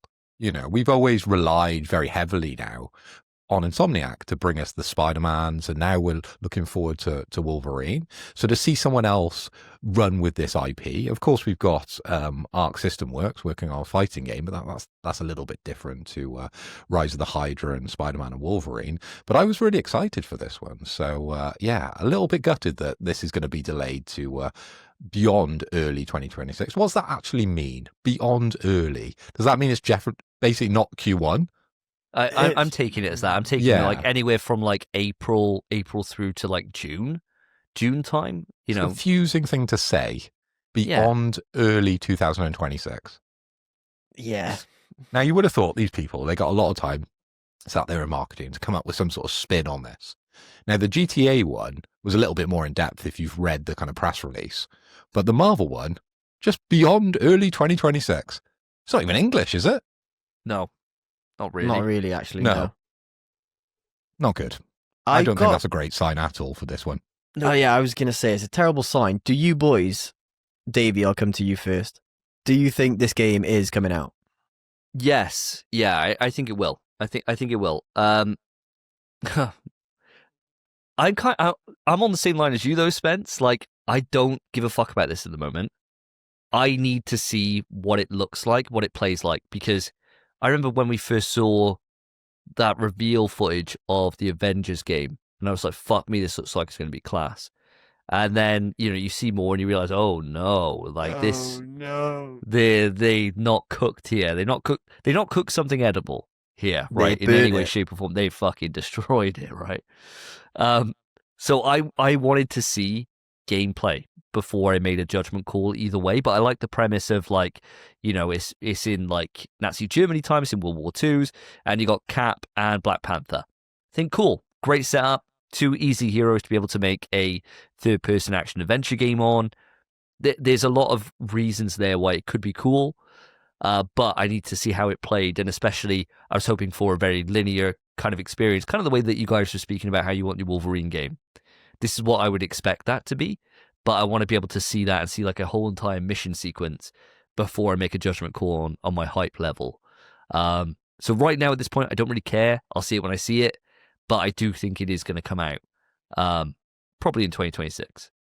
Good question for both of you. Now that we've got this announcement and we got the press releases that both of these games are being delayed, do you think there's any chance that we see anything from either of these at the Game Awards at Jeff Keighley's show? You can take this first if you want, Spence. I think maybe still GTA 6, but I don't think we will. I don't think they've delayed it, sure, but I mean, having a trailer ready and the game needing more work, they can still have a trailer ready. Same thing. I mean, either game could really. It depends what the trailer entails. They might show anything, but GTA I think is going to be in more of a position to show something, whereas Rise of Hydra, we just don't even know. Like GTA at least looks good, and from what we've seen anyway, and that's all in engine. Whereas Hydra, we've literally just seen a cutscene, and that is it. I don't think Rise of Hydra is even going to come out. I'm going to be honest. I think it's not, but I'd be surprised if we saw either. But they both well could. I don't know. I think for me though, when we think about the Grand Theft Auto trailers of the past, they've just come out on their own. They don't tend to need anything else to push that IP. That's true. So they could just release a YouTube video at any stage, right? And it would take over the internet. So I don't think they need Jeff Keighley standing on stage in his very nice suit, terrible trainers, presenting this with the Muppets, right? He doesn't need that kind of push. But I think something like a Marvel, Rise of Hydra, because it's a new IP as such, right? It's a Marvel IP, beloved characters. I don't know, Captain America and Black Panther compared to something like a Spider-Man or a Wolverine. For me, it's a tier down, right? So they need a little bit of a push.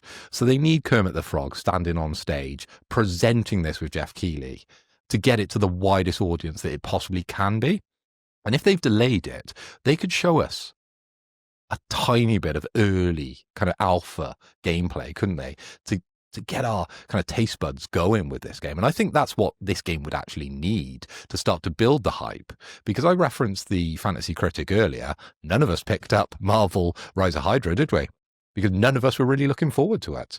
I'm interested to see what's happening with this IP as such in the hands of these developers, but I wasn't hype enough to include it in my list, and we've not really talked about it a hell of a lot outside saying, what is this game? We don't know what the game's going to be like. So I really think this one needs that push, and if they don't push it at this one, I think it's a big mistake on their behalf.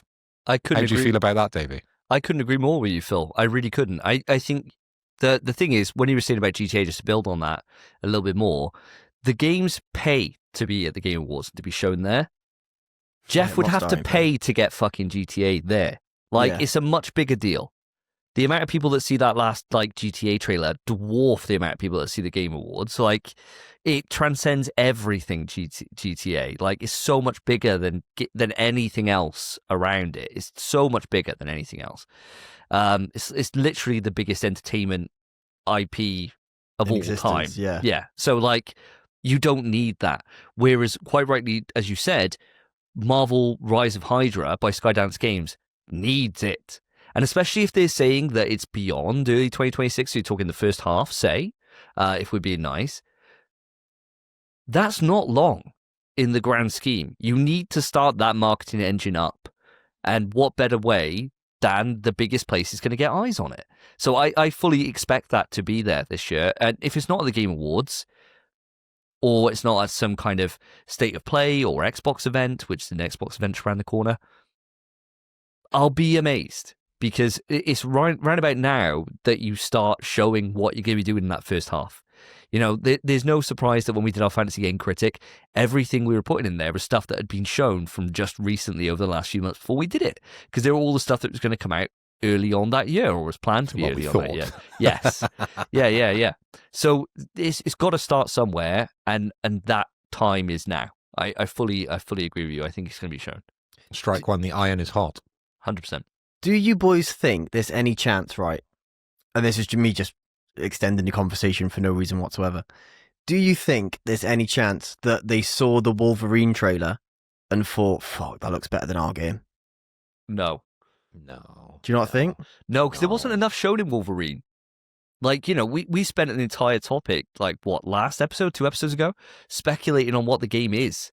I suppose, yeah. So there's no way. Like, they wouldn't look at that and they'd be like, holy shit, they got someone stabbing them through the head. We need this in our Black Panther game.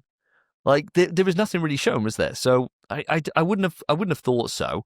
I think it's gonna be something else. It's gonna be something else that they're having issues with within the game, or whatever it is. I don't think there's any other external factor here. No. At all, personally. They're both action-adventure games, right? But I think outside being tied to Marvel, the similarities are going to stop, aren't they? They should be quite different games. Yeah, if you think about Cap, you think about Black Panther.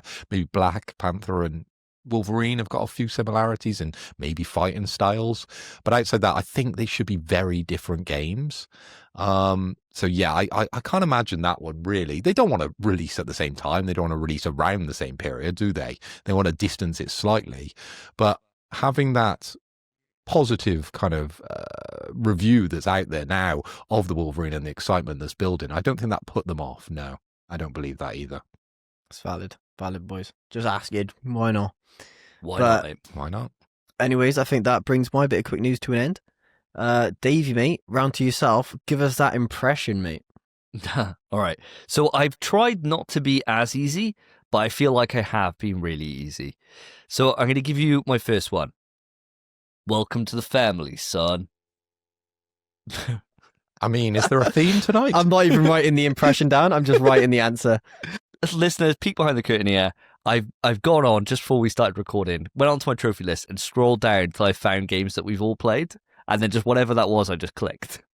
So and chose the most obvious quote in the game. The one that came to mind first. First. So we're basically going to be getting, as these go on, they're going to be getting progressively harder because they're getting older. So there is that. There is that, right? There is that.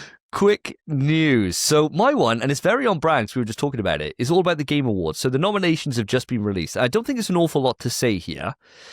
And I think the reason for that is because, for me, there's no real surprises. And I think that's a good thing. Because I think this could have easily, with how many good games there are out this year, they could have easily fumbled the fucking bag. Now, I'm not going to go into all of them, because to be quite frankly with the audience, I don't really care about all of them. The one I care about is the Game of the Year. So these are the Game of the Year nominations. And lads, if you want to go into any more from here, you certainly can do, but these are ones where I'm kicking it off from. So Game of the Year, we got Clear Obscure Expedition 33, Death Stranding 2 On the Beach, Donkey Kong Bonanza, Hades 2, Hollow Knight Silksong, and Kingdom Come Deliverance 2. So my first question to you lads, and Phil, we're going to start with you. Any surprises here, and how do you feel about that Game of the Year nomination list? I would say 0 surprises here, because I've got the top 10 games in terms of Metacritic for 2025, and they all are in this list. And the ones that aren't nominated are probably good games that probably don't have the kind of support, apart from maybe Monster Hunter. That's the only one that I'm looking down this list. Things like Blueprints, things like, I don't know, Shinobi. They're all in the top 10 in terms of Metacritic, but they haven't got the same kind of fanatical fans that something like a Hades or, you know, a Silksong would bring. So yeah, there's no surprises at all. I don't even know why they needed to announce them, really, because these were the ones that we come to expect. And there's a lot of people that do predict these things over on Twitter, and they were all the same. And it was exactly that list. So, to the surprise of no one, here are these games. We already got our favourites. Certainly do. And what about yourself, Spence? Are you falling on the same lines? Exact same lines, mate. Come on. We knew game for game what this list was going to be. And honestly, they've even put it in order of who's going to win. So that's good. Man, I'm hoping. I'm praying, dude. I'm praying for Expedition 33. There is, I got to say, across the rest of the categories, Expedition 33's done very, very well. Across these, it's walking home with something. Yeah. Oh, for sure. It's walking home with something. Well, it has to, doesn't it? It's had such a big impact on gaming. I haven't played it. I did receive it for my birthday, so shout out Potato Chief for that lovely present, but I will not be playing it this year. But it's had such an impact on gaming and our podcast, because you guys have talked about it a hell of a lot, so it needed to be nommed. Yeah. I mean, the big thing for me, right, is that, and I'll give them their props because this doesn't always happen, but walking away from this list and being like, yeah, no real surprises here is a good thing. Yeah. Because can you imagine if, like, say, for example, I don't know, it wasn't Expedition 33 and it was Ghost of Yotei in there instead? I'd be like, come on, man. Like, these are two different complete categories of games here.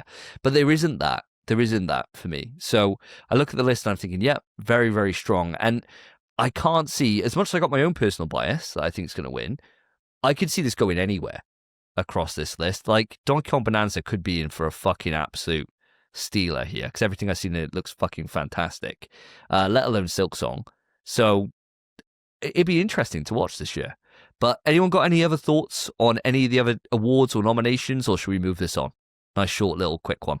Well, I mean, the esports category, Chovy's got to win that, haven't he? Hang on, I'm scrolling down. I want to see who's in it. Which is wild, because he didn't even win Worlds this year. Never. Where is this? I Yeah, can't even... how far down is that, bro? Jesus, It's the most obscure one. Oh my God, it's so low. Creator of the Year, who's that? Cage will win that one. You think? Wow, he's another league streamer. And I think Kai Cenat's winning Content Creator of the Year, mate. Oh, I for reckon. sure. I reckon Mena RD's going to win Best Esports Athlete. One Capcom Cup, Mena. one Evo. Yeah, Blanca player. Yeah, but he doesn't have the votes. He won't get the That's votes. true. Yeah, that's true. That's true. Should, though. He's done very, very well. Had a great year. Tell you the category that I would not want to be in. Most anticipated game, right? Oh, You got yeah, this 007 First Light, Got it. GTA, GTA 6. Wolverine, the game that can't be mentioned, Requiem, and The Witcher 4, right? I wonder who's winning that. Yeah. Witcher 4, mate. Can you imagine? You're like, well, at least we got nom, lads. You know, don't worry, don't bother putting on the suits for this one, lads. We're walking in and out. The Wolverine team, like, yeah, we got no fucking hope. The James Bond guys are like, we're winning this. We're taking this home. IOI, mate. IOI. For King and Country, we're doing this. Wild. damn. That would be mental if they didn't win. And I'll tell you what, as we're on the subject, best fighting game this year is a sad fucking year. It's a sad year for fighting games this year. We got 2XKO, we got Capcom Fighting Collection 2, Fatal Fury, City of the Wolves, Mortal Kombat Legacy Collection, and Virtual Fighter 5 Revo World Stage, right? So just to run the audience through this, if you're not aware, if you're not in the fighting game, you got an alpha in 2XKO, you got 2 collections of games that are both like 15 to 25 years old in Capcom Fighting Game Collection 2 and Mortal Kombat Legacy Collection. Fatal Fury City of the Wolves, which nobody fucking plays, even though it's good. Yeah, and Virtual Fighter 5, again, a really old game. Older game.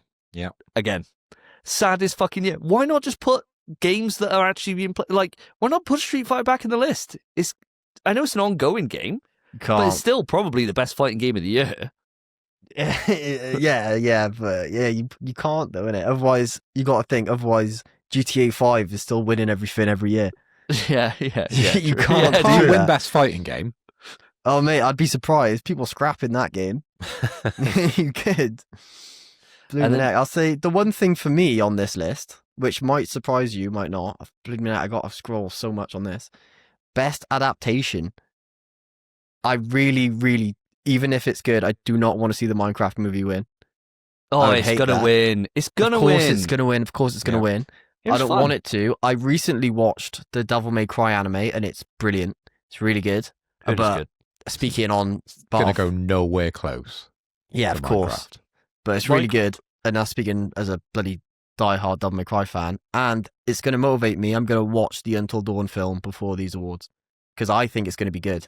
Oh, mate, you got fucking terrible taste in horror movies, mate. After your game that can't be mentioned, welcome. That's to not a horror Raccoon film, City. man. That's not even a horror film. Well, It's a comedy. It is a it's comedy. That's fucking- why I like it. It's a It's comedy. a tragedy, is what it is. I watched it again the other day. You're, No, you you're. didn't. Oh, yeah, I watched it mate. with Annabelle. Yeah, she thought it was good.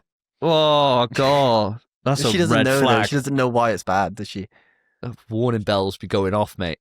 Actually, That's she big should have had balls. warning bells. Second, you put that as soon as you pulled it out on physical media. 4K. Whoop, whoop. Yeah. But no, the Minecraft movie sweeping that 100% best adaptation. That was a fucking cultural moment this year, and I took the kids to the cinema to see it. They had a fucking whale of a time, and I thought it was enjoyable enough. Thought it was fun. You know, I got all the memes, chicken jockey memes. See all the kids jump up, bro. It was like I described it to Chicken Karen when we jockey. came out. I was like, this was the Avengers Endgame for For kids. 7-year-olds. Yeah, absolutely. Absolutely. It was mental. It was mental. That's so But sad. one last thing on this: the most stacked category here, by far, outside of Game of the Year, is where is it now? Just saw it. Thanks, Alexa, for tuning in. Is the best action game. Have you seen this category? So you got Battlefield 6, Doom: The Dark Ages, Hades 2, Ninja Gaiden 4, and Shinobi Art of Vengeance.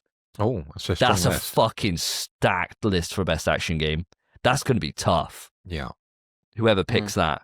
Because Doom's fantastic. I haven't played Hades 2. Ninja Gaiden 4, that's not no fucking hope. But Shinobi, Battlefield, Doom, and Hades, I can see that going to either of them. Nah, so, Battlefield's going to win. Going to That's get the vote. that's a stacko category, that one. But audience, if you have any thoughts on which game you think is going to win the Game of the Year, write into the email, ps4trust@gmail.com. Hit us up on the socials, all of which are below the episode description. We never forget about that. All below there. We forget about everything else. Never forget about that. Let's move it on. Phil, across to you. Let's have your impression and your piece of quick news. Okie doke. Let me clear my throat. It's super effective. Quick news! So, guys, I am the mobile gamer that didn't beat you at Block Blast, but I've got some mobile gaming news from PlayStation because they have just announced, get this, a Ratchet and Clank game for your mobile phone. It's called Ranger Rumble, and I've already signed up. I've pre-registered on the website, rangerrumble.com, and this is a free-to-play, multiplayer, mobile arena shooter for iOS and Android, okay? And this move, it reflects Sony expanding its IP to the mobile market. Now, guys, do you know about this game, and are you excited to be playing a Ratchet and Clank multiplayer game on your phone? I think it looks pretty good. Spence, I'm going to come over to you first.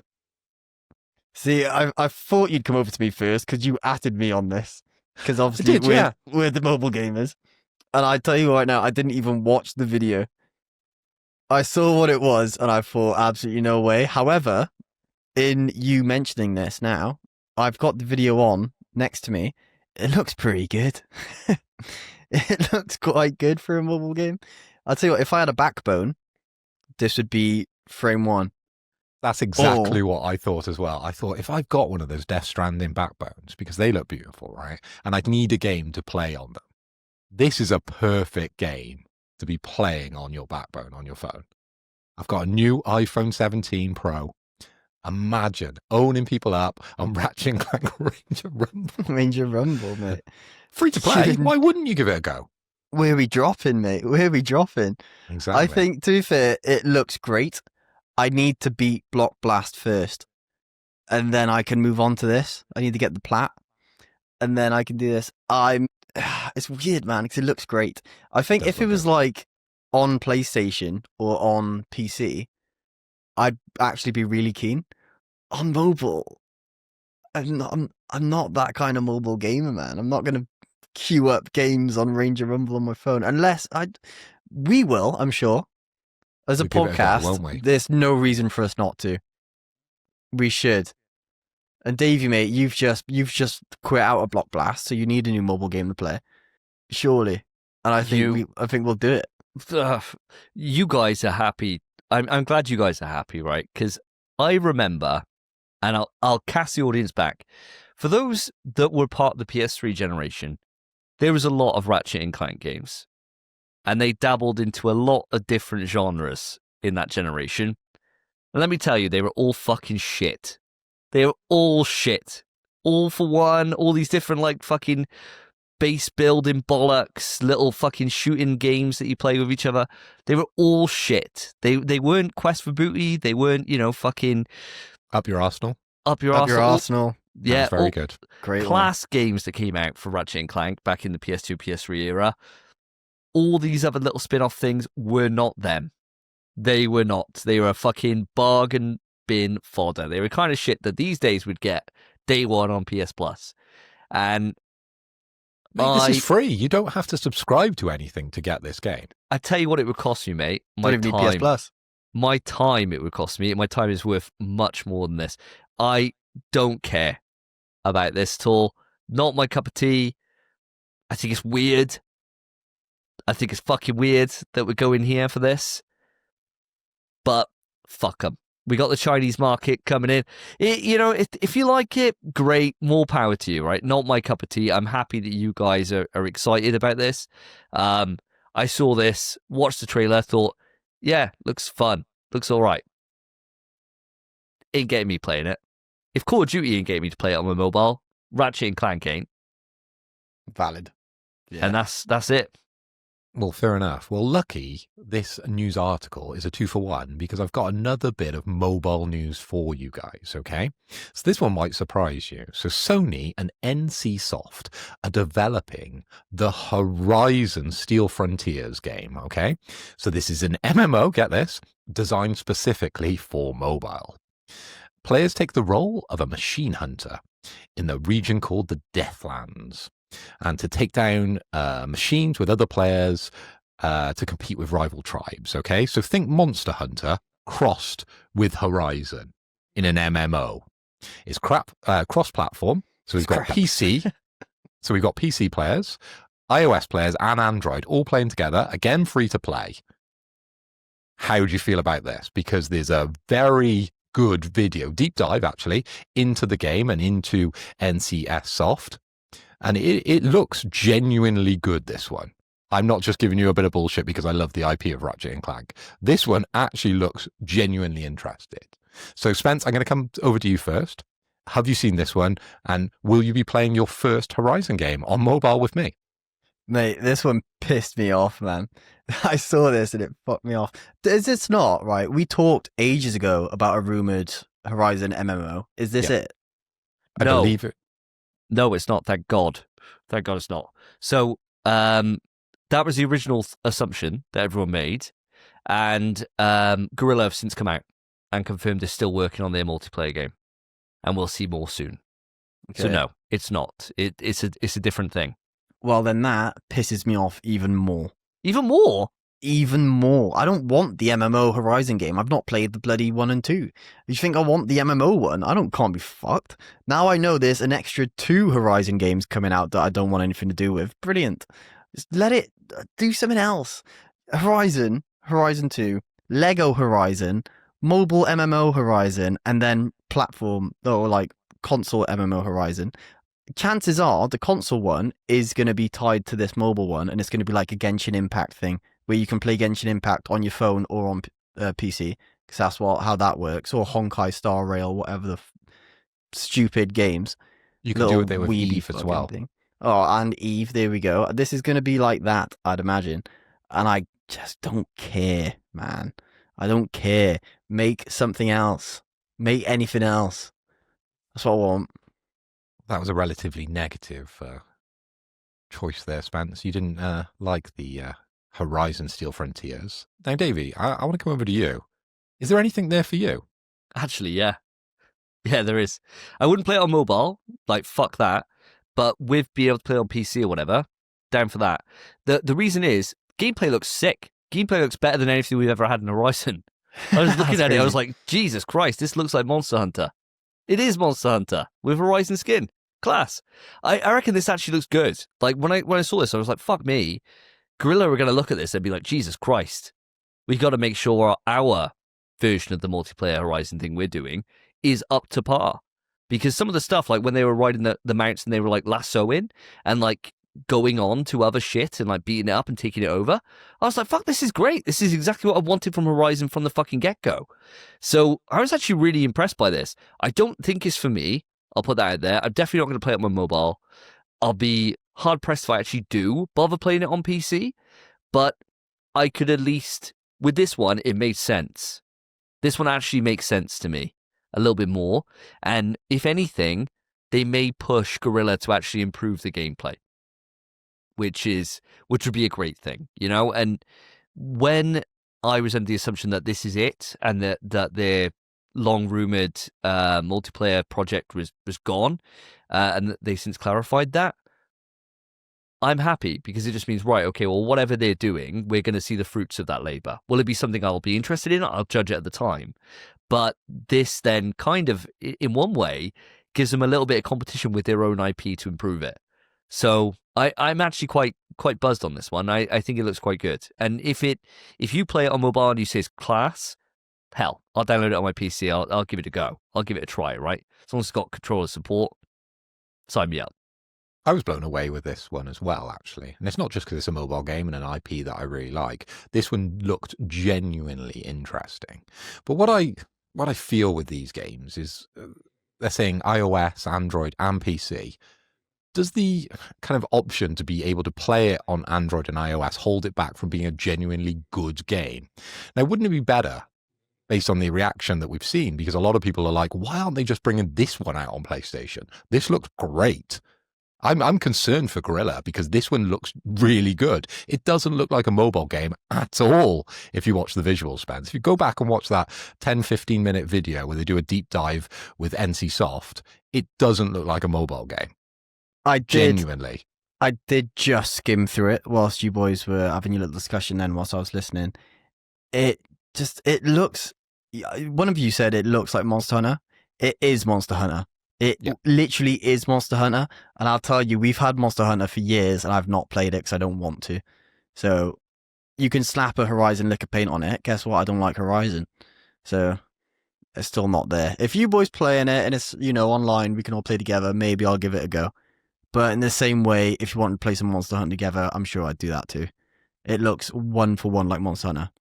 It does. I tell you what's weird though, like you were just saying then, Phil, isn't it weird that they're doing this mobile push?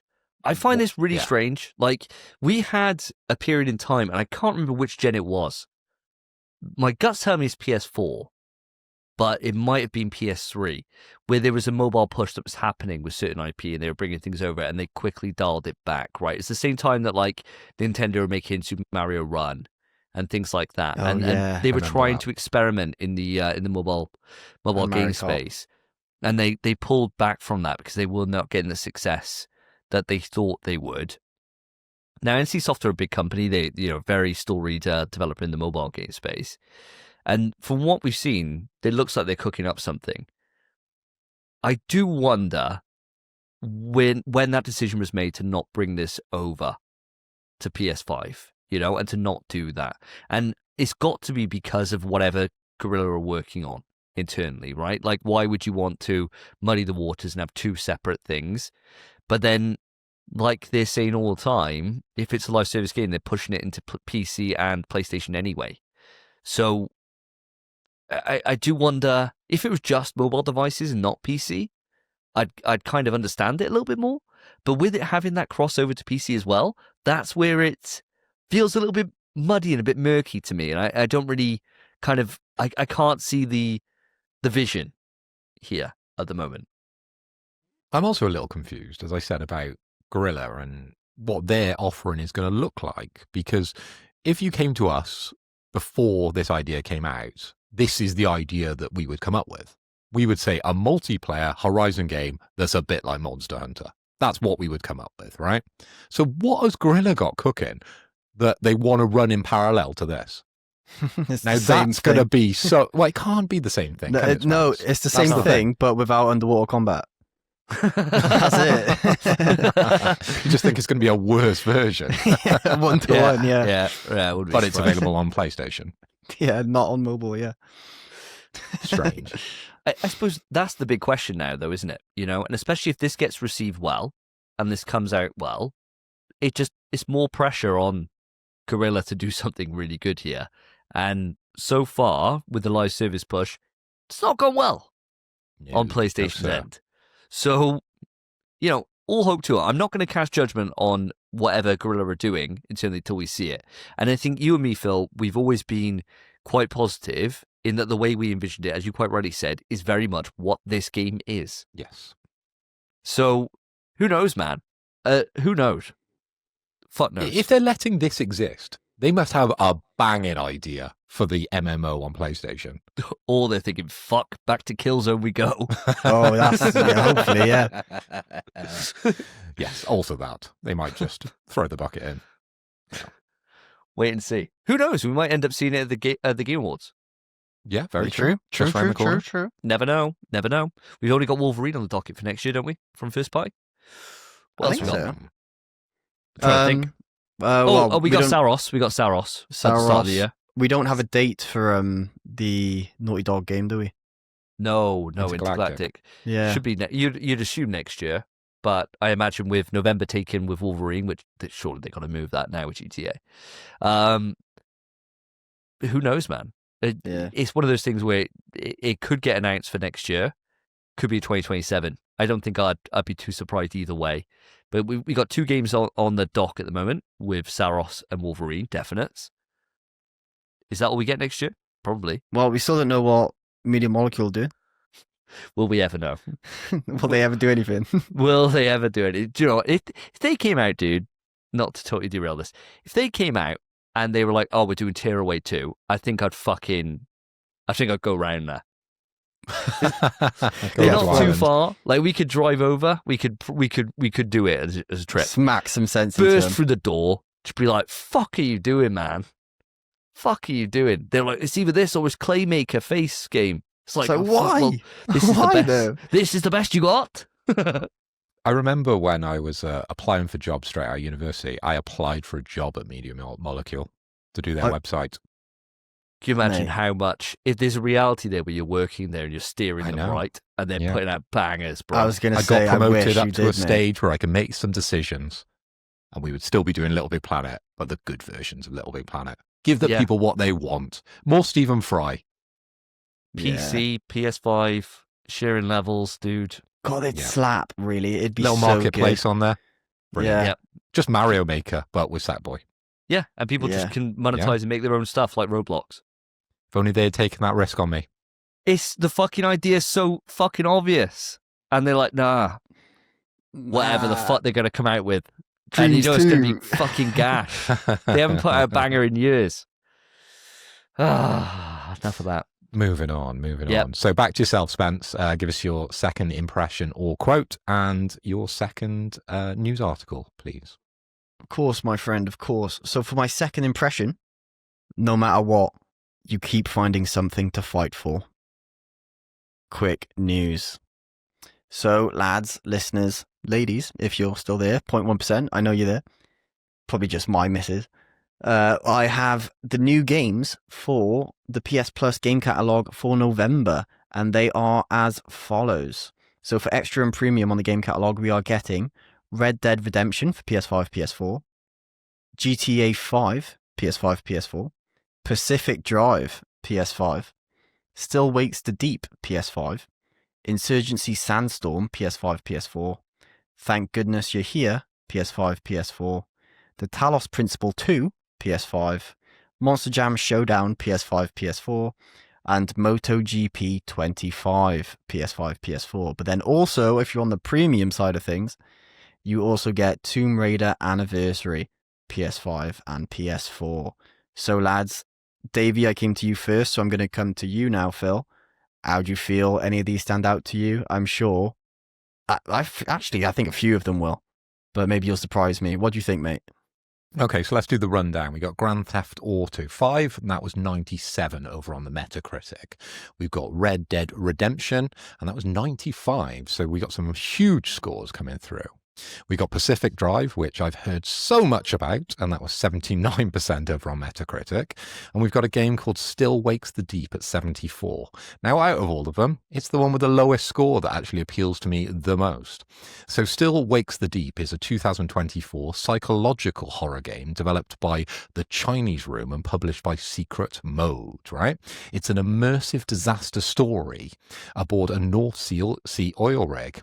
And it's something that Jason Bradbury, a friend of the show, I was watching one of his streams, and he was playing this game, and it looks freaking awesome. It looks like the type of game we should be playing with all the games that we like. Obviously, I can't mention a whole bunch of them, but this very much sits in that ilk of gaming.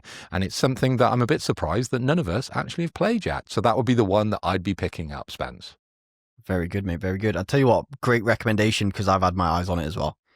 But before I speak through the list for me, Davey, how do you feel? I think it's a really, really good list. I mean, you got the two absolute juggernauts here in Red Dead Redemption and GTA 5 that if at this point you haven't played them, definitely look into it. Especially if you've got like countless hours on your, free. Big games. Then why wouldn't you, right? Red Dead is an absolute classic, right? Why wouldn't do it? GTA 5, Jesus, I swear everyone and their fucking mother has got that game. But, cool. For me, the obvious choice here is Pacific Drive, right? That was my game of the year last year. Stand by it. I still think about it all the time. I'm very looking forward to going and playing the DLC, which just came out. So I'm very, very looking forward to that. That's going to happen before end of year for sure. May end up being my number one. Doubt it, but you never know. So yeah, that would be my choice. Still Wakes the Deep. I'm interested in. I've seen a few things about it. Definitely one that I remember looking at the store and putting on a wish list at one point and then never kind of following through. Do I have time for it this year? Absolutely not. So it's one of those things that would be nice if I had the time, but I'm glad to see it here. And for me on the premium side, Tomb Raider Anniversary. If you never played Tomb Raider, the original, can you say you're even a PlayStation fan? I mean, everyone's played Tomb Raider. It's been redone. It's apparently amazing. I played the original one to death. I loved it. I would be interested in this if I had time. And I'm going to put shine on something that I never normally would put shine on. But I am thinking about downloading it just to have a bit of fun with. And that is MotoGP 25. And the reason for it is I remember seeing some gameplay footage of this, and I actually thought it was real life. It was in first person, and there was rain on the track, and they were going through, and I was thinking, fucking hell, this is awful conditions. I can't believe people racing this. And then I realized it was from the game. I've seen that clip as well, it was so good. Like, it looks so good. I'm not interested in motorbike racing at all, like not in any way, shape or form. I kind of want to see if it looks as good as it did in that footage. That's all I want to do. I don't want to earn a trophy. God, I hope I don't earn a trophy. But I want to fire it up and just put it in first person, put it on rain, and just drive about and be like, oh, wow. Just appreciate it for what it is and then bounce. But for those who like racing games, you've got one that actually looks good. Don't know if it plays well, but it looks good. And so that's something. And that's it for me. For me, I've never played Red Dead, so I probably should. But when? When? GTA 5, this now means I've owned GTA 5 on PS3, PS4, PS5, PC, and Xbox, which is just too many consoles to own it on, and have never beaten the campaign, because I've never beaten the story of GTA 5. And I've started it on each platform and gotten to about the same point and stopped. So maybe this time I'll do it. Who knows? Pacific Drive. The issue is I want to play it,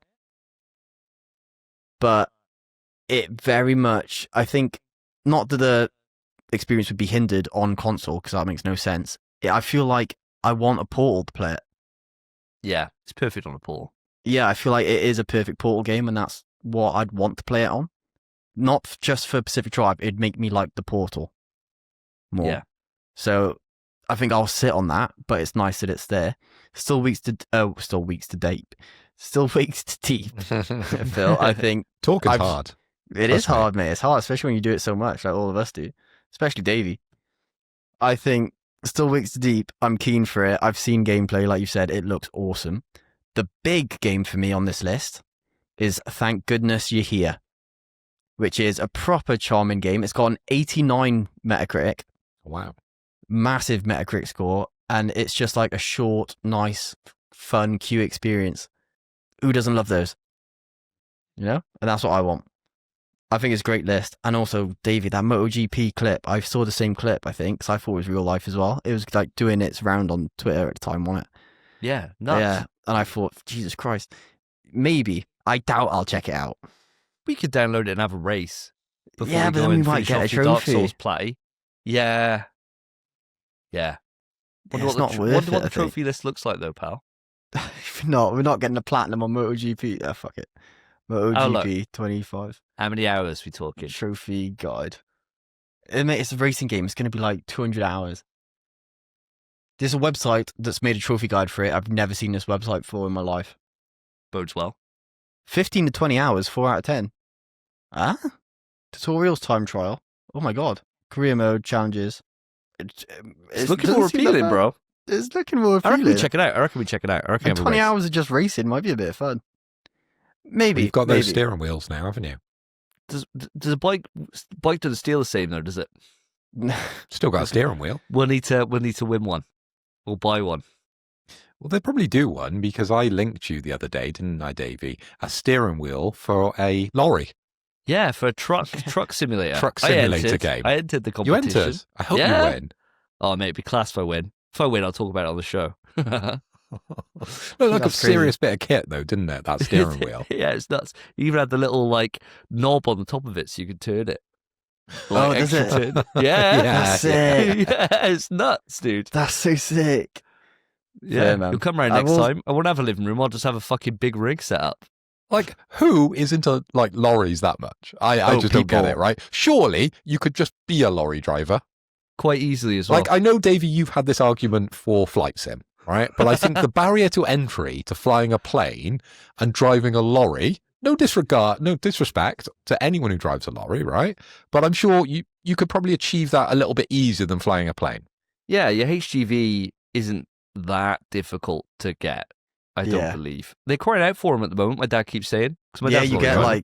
you get a massive just lump sum of cash just for doing the job. Yeah, you now, just got to just do for your signing up. HGV.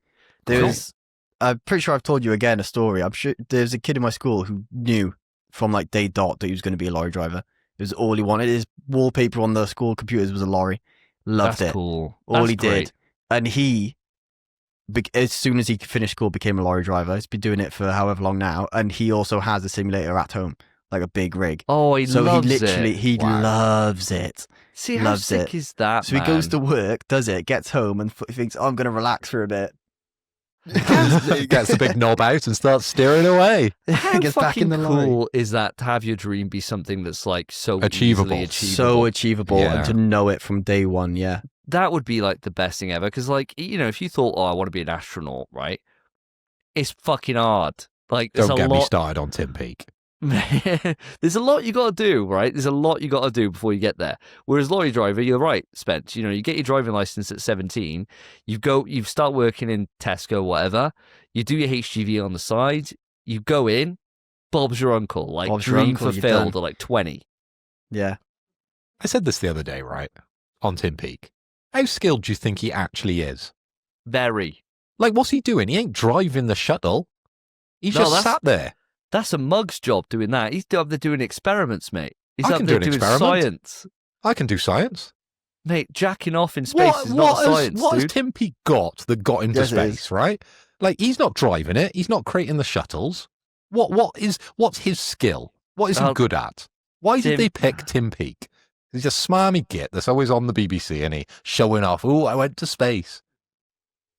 I He- just you don't carry me. I just don't get why like he's so good, so amazing. I'm looking him up now. So Go on, then. this is his military and aeronautical career, right? Go on, then. So what's he driven? So he was in the army. Great. He was a Loads helicopter of people pilot. are in the army. Okay, a little bit harder to achieve. Graduated from the test pilot school. So he's a pretty damn good pilot. Yeah, but that might be like a CBT where everyone, qualifies. He Yeah. completed Yeah. a Bachelor of Sciences in I've flight got a Bachelor of dynamics. Science. I've got an Yeah. actual Bachelor of Arts as well. I've got 2 degrees. Yeah, Tim but Peake's sat there on 1.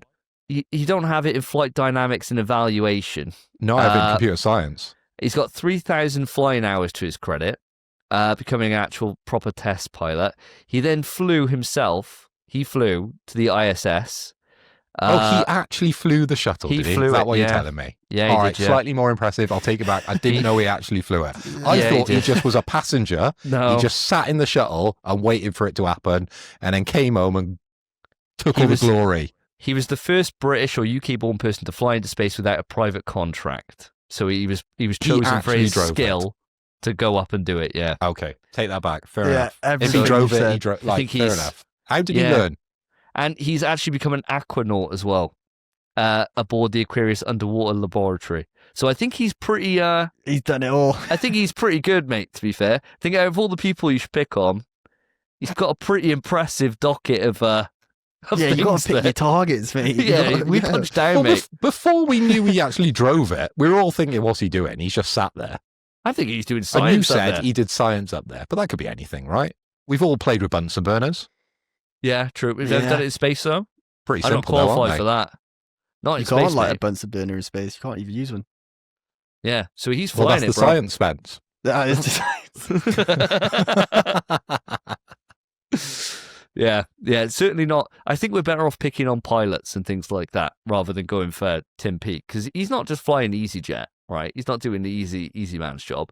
He's flying up to space, dude. Flying that. Fine. Give him his props, man. I'm not sucking at the dick of Tim Peake here, but I've Sounds got to like show it, mate. got to show some respect where respect is earned. He's the second astronaut we've had from the UK going up there, I believe. So well done, Tim Peake. Well done. Phil doesn't like you. I quite do. So Quite happy do. to have you on the show. Yeah, I'm a little bit jealous about him. So I'm obviously going to say, he's not going to be my Bezzy. But if you was going to tell me some cool Next space week on the facts, podcast is Spencer Tim and Tim Peake. It's replaced mate. Phil, strangely. imagine that. I got Tim Peake on. Let's pick his brain. Yeah, Oh, what'd what? Science? What'd you think of the Space stuff. PS5, mate? Yeah. Oh, it's just boring, isn't it? Oh, can you scream in space? Yeah, we've already answered that, mate. Mate, how sick would that be? We got What would Tim you Peake- ask? We got him dialing in. He's taking his PS5 up to space. That's science he's going to do. How many more fucking RAM do you get out of it? Up How there? much lag do you have, mate? Yeah, from space. Yeah, none, mate. Does none. the portal work in space? How much faster does it download stuff being that high up next to satellites, bro? Just beam directly straight in. Yeah, what's your speeds, mate? What's Yeah, your speeds dude. up there, mate? These are the things I could know if we had Tim Peake on the show. But we don't, unfortunately. It's just us three terrestrial fucking globies, mate. We're just staying here on the ground, being a Globies. fucking globie, and he's above it all. Not anymore, mate. You have to come back down, didn't he? He did. You had to sit on that couch with now. Come on, Chatty. Tell us all about his trip to space. Every Bro, couple of you weeks hate he'll this turn guy. up. Yeah. It's just too much. Like, you've been to space a while back now. It's like when astronauts, when they've walked on the moon, they don't stop talking about it, do they? Oh, just get over yourself. So what? You're the first one out there. Well done.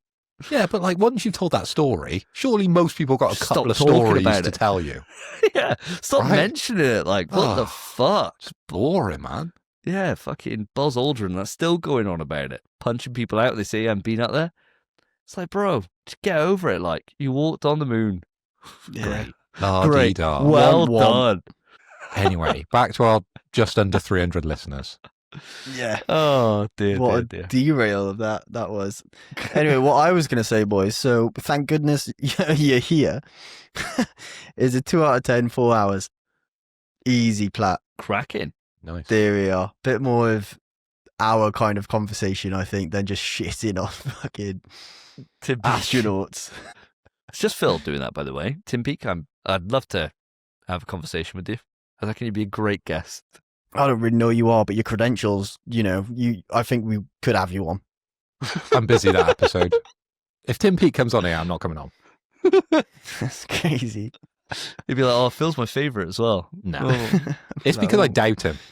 He's that one reviewer. He's like, "Phil's still my favorite." Yes, him. Tim Peake, He's yeah. listening up in space. Yeah. All right, before we, derail off again, let's move on. Davey, mate, give us your next impression. Oh yeah. How hard is this one going to be? Looks like it's time to kill. Quick news. Lads, lady, notice I said lady for the 0.1. There's one out there, right? Lads, lady, listeners, audience. Last year, there was one fatal blow that impacted us three and probably only one other person in the podcast space Maloon? that I know, which is Triangle Squared, and that was the closure of Concord. Happened last year. Well, we got some good news and some bad news. Oh. So the first bit, and I'll start with the good, I'll start with the sugar before we get the vinegar, is that Concord is back in a form. So Concord customer servers are online. They have managed to do it. So I've got a article here from thegamepost.com, and I'll read a little bit of this out for you. So Concord custom servers bring the game back online. This new progress comes from a community project led by developers known as Red, Open Wizard, and Gwog. In an announcement posted in the project's Discord server, Red shared that Concord is officially running through custom servers. This is thanks to a full rebuild of the game's back-end API by Open Wizard, a major amount of reverse engineering work on Concord and its systems by Red, and additional help from Gwog, who assisted in fixing several major issues along the way. Awesome. So the team managed to get to the main parts of the game working, main menu, character loading, matchmaking, even a full Clashpoint match. And they posted 2 gameplay videos showing the game fully booting and running on their recreated servers. And they were then started to invite people out to come play. So send little invites out, you could go play the game. Awesome, great times. And to me, it was throwing me back to our recent thing we did this year. It's been a while, actually. We got to reboot the PS3s up and do this some more. When we were playing Killzone 2 online, and we were playing Resistance online, from these like kind of fan servers that people have managed to get up and running and put up through PS Rewired, I think it was. And that was a fantastic experience. So I was getting, my dick was starting to swell. It was starting to gorge, thinking that we could get our crew back online, start smoking some people, right? We were beating the devs. Let's smoke these people who built the game again. And let's put them back in the fucking ground, right? That's what I was thinking. This is where it gets bad. Is that Sony have started issuing DMCA takedowns on the YouTube gameplay video showing Concord running. Bastards. They've started taking it down. They just don't want it up. And 2 of the videos were taken down by Mark Scan, which is a company responsible for many of Sony's recent copyright enforcement actions. Sony do not want this shit getting out there. How does this news strike you, lads? Spence, I'm going to come to you first. Well, for one, the overall news anyway that Concord's back, thrilled, because there's been a hole in my heart since Concord left. Itzy, oh my girl, God, what a game, by the way. I remember smoking on that game. God damn, I'm very much glad it's back in the way that it is. I wish it was on PS5 as well, but understandable that it's PC only. I get it. And understandable that it's in the situation it is. The DMCA takedowns, I'm not happy about it, obviously. You can't blame Sony as well. It's their copyright. They don't want stuff like this happening. But they haven't issued anything to the actual servers. Only the YouTube videos. If they don't want people talking about it, fine. Fair enough. Because it was a bit of a disgrace to them. It ruined their reputation. As long as they don't stop the people doing this, I'm happy with it. That's fine. I don't mind them taking down the videos as long as they don't try to shut down the servers. Because, sure, you can silence people, but let them do what they want. If they enjoyed Concord, let them play it. They have said, and this is from the group, they said, Due to worrying legal action, we've decided to pause invites for the time being. So far, it's only on the YouTube stuff, but they have paused the full invites into the program, probably worrying that they're going to strike next and take him down, which is where I'd probably think it would go. It's where you'd think it would go, but it hasn't. And it might. I'm sure it might. I'm just saying I hope it doesn't. Yeah, I get you. Let them play. Let them play. Don't be Nintendo, PlayStation. Don't do a Nintendo. It's not harmful at all. You made a not very beloved game, but a game beloved to a few people. Let them enjoy the game. And that is it. Even fucking charge them for it, mate. I'd pay. Do it. Do it. Do it yourself. Paid once. Yeah. I didn't. Got that money back. Yeah. What about yourself, Mr. Hoy? Where are you taking this? Well, I've been riding the fucking roller coaster with this one because I've been at the high heights and then I've been down in the gutter when I found out that recent bit of news. I first found out about this from our friends over at Triangle Squared. It wasn't Twitter for once, so I wasn't scrolling through Twitter because I was busy celebrating my birthday. And I saw a little notification that popped up on my Discord. I was like, who's this chatting to me now?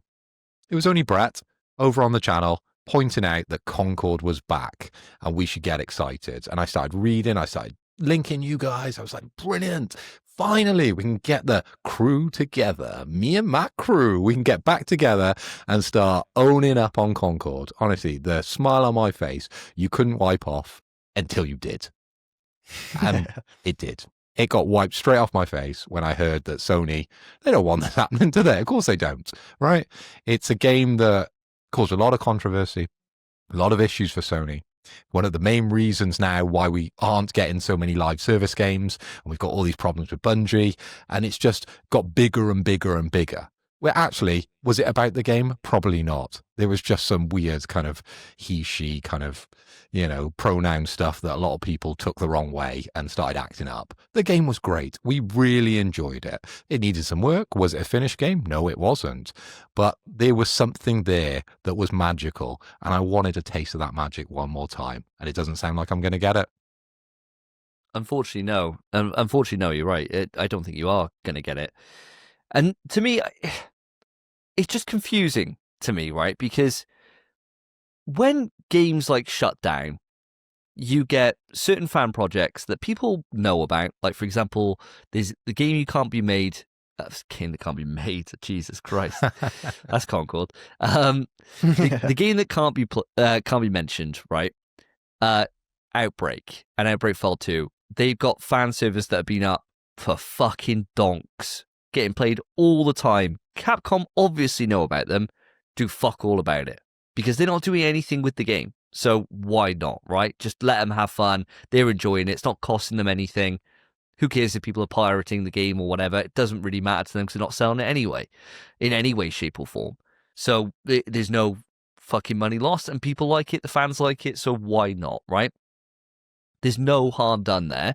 And then it means that when you get moments like Requiem, which is bringing back characters from that game, people actually know what it is. Because some people have been playing that are fanatical about the series, been playing Outbreak non-stop, right? There's been no reason for them. I don't see why Sony want to even fucking put their boot in here. There's no reason for them to, right? They're not going to lose anything. And who knows? If this actually did bring some people who were like, fuck it, I'm going to go on and play it, they might actually fucking like it. Like, you never know. It could start like an underground movement. I can never see this happening. But there's a reality where this may happen, where people play it, they go in there thinking they're going to take the piss, they actually enjoy it, and then suddenly think, well, fuck it. All right, let's put it out again. Like, you just never know, right? Like, stranger things have happened, but them shutting it all down, they're not losing anything by somebody else doing this. They're not paying anything towards it. The IP's fucking dead. Can't do them any more harm. Just fucking turn a blind eye to it. Like, I don't understand the rationale of going in heavy-handed and removing shit from it. Like, what is the purpose of that? I really don't understand. Unless they're doing something with the IP. Shut Oh, up. mate, shut they're up, not, shut bro. up. Unless they're like, we can't have this going out because we're working on it and we're fixing all those problems. We've heard in PS We Trust talk about the problems with this game and we can solve them based on their advice. And we're going to bring it back. So we can't have these other developers messing about with our very valuable IP. Concord 2. That that would be the fucking dream if that was like that would be the dream. I can't see it. I mean, that ship sailed, right? Like we were saying last year that they should bring it back. They could just put it back online. Like, you know, it would be a small community, but would be, you know, I'd pay for fucking skins and shit to keep the game going. I fucking would. I loved it. But it's just not happening. So yeah, it's not happening, Phil. That's one to strike off. That's out of all the crazy shit we come out with about things coming back, that one just ain't happening. Wait until my predictions for the Game Awards. That's crazy. But yeah, fucking sucks, man. Sony, stop being dicks. Just stop being dicks. Let people have fun. It's not hurting you in any way, shape, or form. And if you are wanting to be heavy-handed on this, then fucking bring it back the official way. Just do it. I'll play it. I'd love to play it as well. I'd play it all day. It should be us in Triangle Squared. Have a great time. Yeah, fucking living the dream. Just fucking, I hate this shit. We'll wait and see what happens. Any more updates on Concord news, you know we're going to be reporting them. So we'll keep an eye on this and let you know, audience, as and when the time comes up. But I wish these guys all the best. Keep doing God's work. Bring it back. Send me an invite. And I'll see you on the fucking Bring My Crew, baby. I'll bring my crew. Yeah, my crew. And with that, we're moving it on to what I assume is the final piece of quick news, I believe. Correct, my last one. And talking about dicks, my impression goes like this. I will kill your dicks. Quickety quick news. So guys, I'm reporting on a merch drop over at Kith. They've teamed up with Capcom to produce a range of clothing and apparel from all around the Capcom universe. So think Marvel vs. Capcom. Think Street Fighter. Think Mega Man. Now we're getting t-shirts, we're getting jackets, and we're getting apparel. We're getting toys. We're getting comic books. We're getting a chair. We're getting a skateboard. All things branded with Capcom and Kith, okay? Now, guys, I want to know, did you see this merch drop? Because there's a hell of a lot of items on there. And is there anything of interest to either of you? Spence, I'm going to come to you first. Sure, mate. So I've known about this kind of stuff for a long time. I think Kith has done quite a few collaborations with MVC because I've seen my Instagram ads. I always get like Kith X MVC stuff all the time, and I will admit it's nice merch, very nice merch. I don't think there's anything there. Oh, I don't know, the grey MVC jumper maybe I'd wear. That's really nice, actually. That's really cool. Oh, and the shirt. Oh my god, yeah, I'd wear them. Can I afford them? No, sirree. And I just wouldn't. If I could afford them, I wouldn't pay that much anyway. So that's just the way it goes, unless I was abundant with cash. But it is very, very nice stuff. And the shoes are quite cool. I didn't know about the shoes. The shoes are new for me. Ugh, the shoes are mank. They don't really look like the characters they're supposed to look like. No. At all. No. Garbage. They're just ugly trainers. I really didn't like these trainers, Spence. They suck, Spence. Yeah. The only cool thing about them is the box. The box is sick. They kind of look like the first set of trainers you'd buy for your kid. They look fucking awful. They look like the ones you buy in Aldi. I will say, though, That's Asics what they look like. are killing it at the moment. They are one of the most popular trainer at the moment in terms of this style of fashion. So it's no surprise that they have teamed up with Kith to be able to produce this collab. Do I like them? No way. I didn't buy these at all. There's one sold out at the moment, so we can go through the range. We've got the Iron Man and the Mega Man. We've got Captain America and Guile boxed together. We've got the Ryu individual sneaker, which are sold out. And then we've got the Wolverine. None of them I bought. Definitely not. No, for £200 as well, blue and heck, it is a bit ridiculous. I like to say Asics and New Balance, mate. They're the two brands at the minute. They're absolutely smoking, yeah. But yeah, not for me, mate. It's all very nice merch. The clothing wise, I wouldn't. Come on, look at me, bro. I shop at TK Maxx and New Life. What are you saying? I ain't buying none of this. But it is nice. It is nice, and I could definitely see Davey in one of these, 100%. Especially with the shirts you've been wearing recently, mate. Your Spidey and your other one. Yeah, I think for me, I looked through the list. I was very excited. I'd never heard of Kith. I'm not a fashion guy. As you can tell, I'm wearing my Insert Coin Ghost of Tsushima t-shirt today. Fashion ain't my strong suit. But I was like, right, well, MVC collab, I'll have a little look. I saw some of the preview images that came out, and I was like, yeah, I'll sign up. I'll get the Kith app. I'll go on there on the day of release. I'll get on there straight away. And there was some nice stuff, right? There's a hoodie on there, which is a black and white one with the characters from MVC1, I believe. That is fucking gorgeous. And I looked at it and I was like, oh, I really, really like that. There was a couple of other things that I did spot, like a cool Akuma t-shirt. There was a great Akuma snapback. There was some great stuff, like some really, really cool stuff. The problem is the pricing on there was too rich for my blood for what I saw. And not having any affiliation to the brand Kith, it ruined quite a few of the designs. Because there were some fucking sick t-shirts on there, and then it had this big Kith thing in the middle of it, and I was like, oh, fuck me, it's just a fucking cool t-shirt. Just put Kith somewhere else. I don't care. Put on a little tag on the bottom or something. I don't need that there. It was ruining the cool t-shirt design. So that was putting me off. I did like it, and I think it's an effective collab because there were some great designs. But for me, I'm not paying 175 quid for a fucking hoodie, just with some MVC characters on it. I'm just not. That's too rich for my blood, definitely. So for me, I have heard of Kith previously.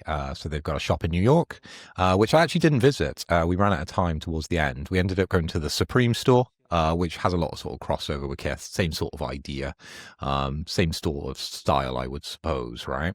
But I didn't really queue up for this. I kind of saw it happen by accident. I was just working from home, and up on Twitter it said, oh, the merch drop for Kith. I thought I'd have a quick look. And yeah, I fell in love with a couple of bits and pieces, but very, very expensive, very high end, I would say, in terms of the t-shirts that you're getting, right? You're paying about £70 for a t-shirt. I did actually purchase one, and it is the Marvel vs. Capcom 1 Clash of Superheroes villains tee. So I did get that, vintage tee. And I was looking at the skateboards because I've got a new office. I just bought a new house. And I was thinking that would look absolutely perfect on my wall. But by the time I got through to the checkout, that had actually sold out. It was that quick off the mark. And then the comic books as well, because you can blind box the comic books. They were £20 and those sold out absolutely straight away. So once I bought the t-shirt, I kept refreshing the site because I was interested to see what was selling and what was not. And it was the figures. Now, these figures, people are buying and selling straight on eBay for 4 times the price. Of course. It's got absolutely ridiculous for these figures. So you've got the Captain America figure, you've got Wolverine, you've got Mega Man, you've got Ryu, all in their traditional costumes, but there's a Kith element to them. And they're selling for absolutely mega bucks over on eBay. So these are the type of items that people buy and resell. So yeah, a little bit unfortunate that a lot of kind of people like that got hold of these items because they are beautiful and they should be enjoyed, but they should be enjoyed at the price that's on the Kith store. And that's elevated enough. You go over to eBay and you're paying 4 times the price Kith want to sell it to you. Jesus Christ, I don't know who is buying an aftermarket Wolverine. Yeah, absolutely crazy. But yeah, some absolutely beautiful stuff on there. And it is a brand that does resonate with myself. I do understand the brand. I don't own any of it, but I do now own the Marvel vs. Capcom t-shirt. I thought that was the best of the bunch. Very cool, mate. Fair play. There's one thing I've seen on here which has caught my attention. Pretty much the only thing that's caught my attention. The Hyper Mega Tech Super Pocket. The Game Boy that they're selling. Yeah, that was cool. Yeah, only 65 quid, and it runs Evercade cartridges like a Game Boy. I'll say it's an ugly ass Game Boy. It's ugly as hell. It's just Kith logo all over it, and it just looks bad.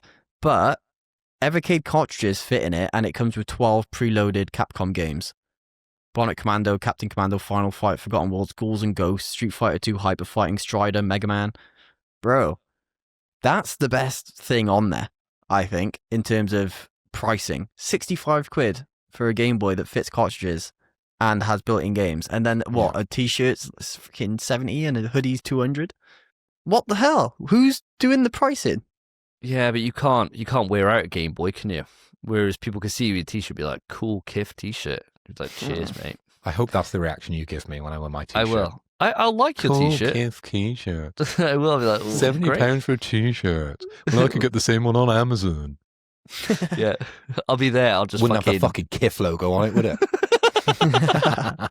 No, it'd be better. That's what Davey was saying. Yeah. Yeah. Quality would be shit, mind. 2 washes for the tumbly and it's fucked. It'd be But that, there's- what's the brand? Fruit of the Loom or No, something? mate, yeah, not even that, mate. It's definitely not going to be a Fruit of the Loom t-shirt with the word Kif on it. If it is, I've been absolutely done and I'm not on the actual official Kif store. That'd be class. I'll That's love when that. you get on eBay for triple the price, mate. Yeah, mate, I love that so much. That'd be the best.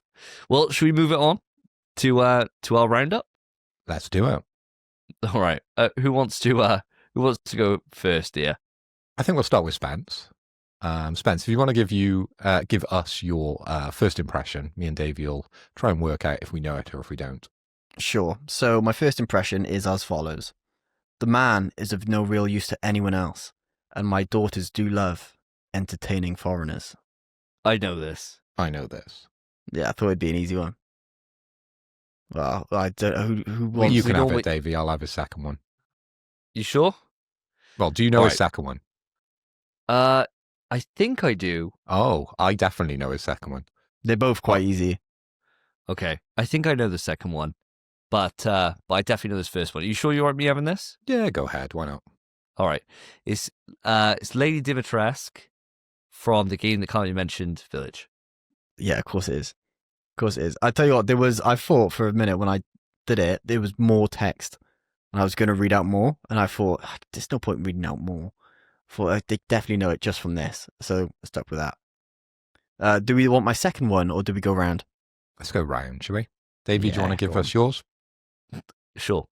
Welcome to the family, son. Spence, do you want it or should I take it?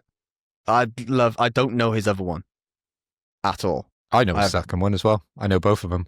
I know Oh, all then- 4 of yours, I believe. Let me have this one, please. Carry on. All right, so I believe it's the same franchise as my last one, but the game prior, and it's Jack Baker. Yeah, Yeah, of course well it is. well done. Yeah, well done. Cheers, mate. Yeah, hard one that. Okay, doke. So my first one, it's super effective. Yeah, I think we both know this. But I don't know his second one. Do you know his second one?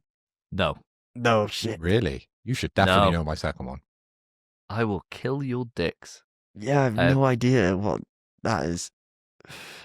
Who do you want to have it, Phil? Who do you want to have to say? You can have it, Spence. It looks like it's going to be a draw this game. Yeah, I 'Cause think we get so. every single one. Go on then. It's super effective. I'm just going to say Pokemon, mate. Correct. And Yeah, it's super class. effective. Brilliant. Well done. Any Pokemon game. Any Pokemon game. Immense. Background to you, Spence. All right, so my second one. No matter what, you keep finding something to fight for. And Davey, you don't know this one. I think I do. I think I do, but I'm not 100%. So you can go first because I went first on the last one, so you can go first. It's part of the longer quote, but it's The Last of Us. Oh, all Who? right. Who in The Last of Us? It'd be Joel. Yeah, it's Joel. Yeah. It's Oh, Joel. well done. Did you know I that, was thinking- Davey? No, I thought it was the game that can't be mentioned 6. I thought it was where Chris is like fucked in the bar. 'Cause I know you replayed it recently. Oh, yeah. That's true. Yeah, I You know, have. he's like drinking or whatever. At the bar. Yeah. I thought it'd be Piers that comes in. Piers and says comes it to in. him, gives him his little speech to get him back on his feet after all his men got jabbed, turned into like shells. Yeah, they all got nuked, bro. Oh, they got Yeah, wrecked they're dead. by but- fake Ada. So far in the 6, I've only started what's his name, Wesker's son, Jake Ah. and Sherry.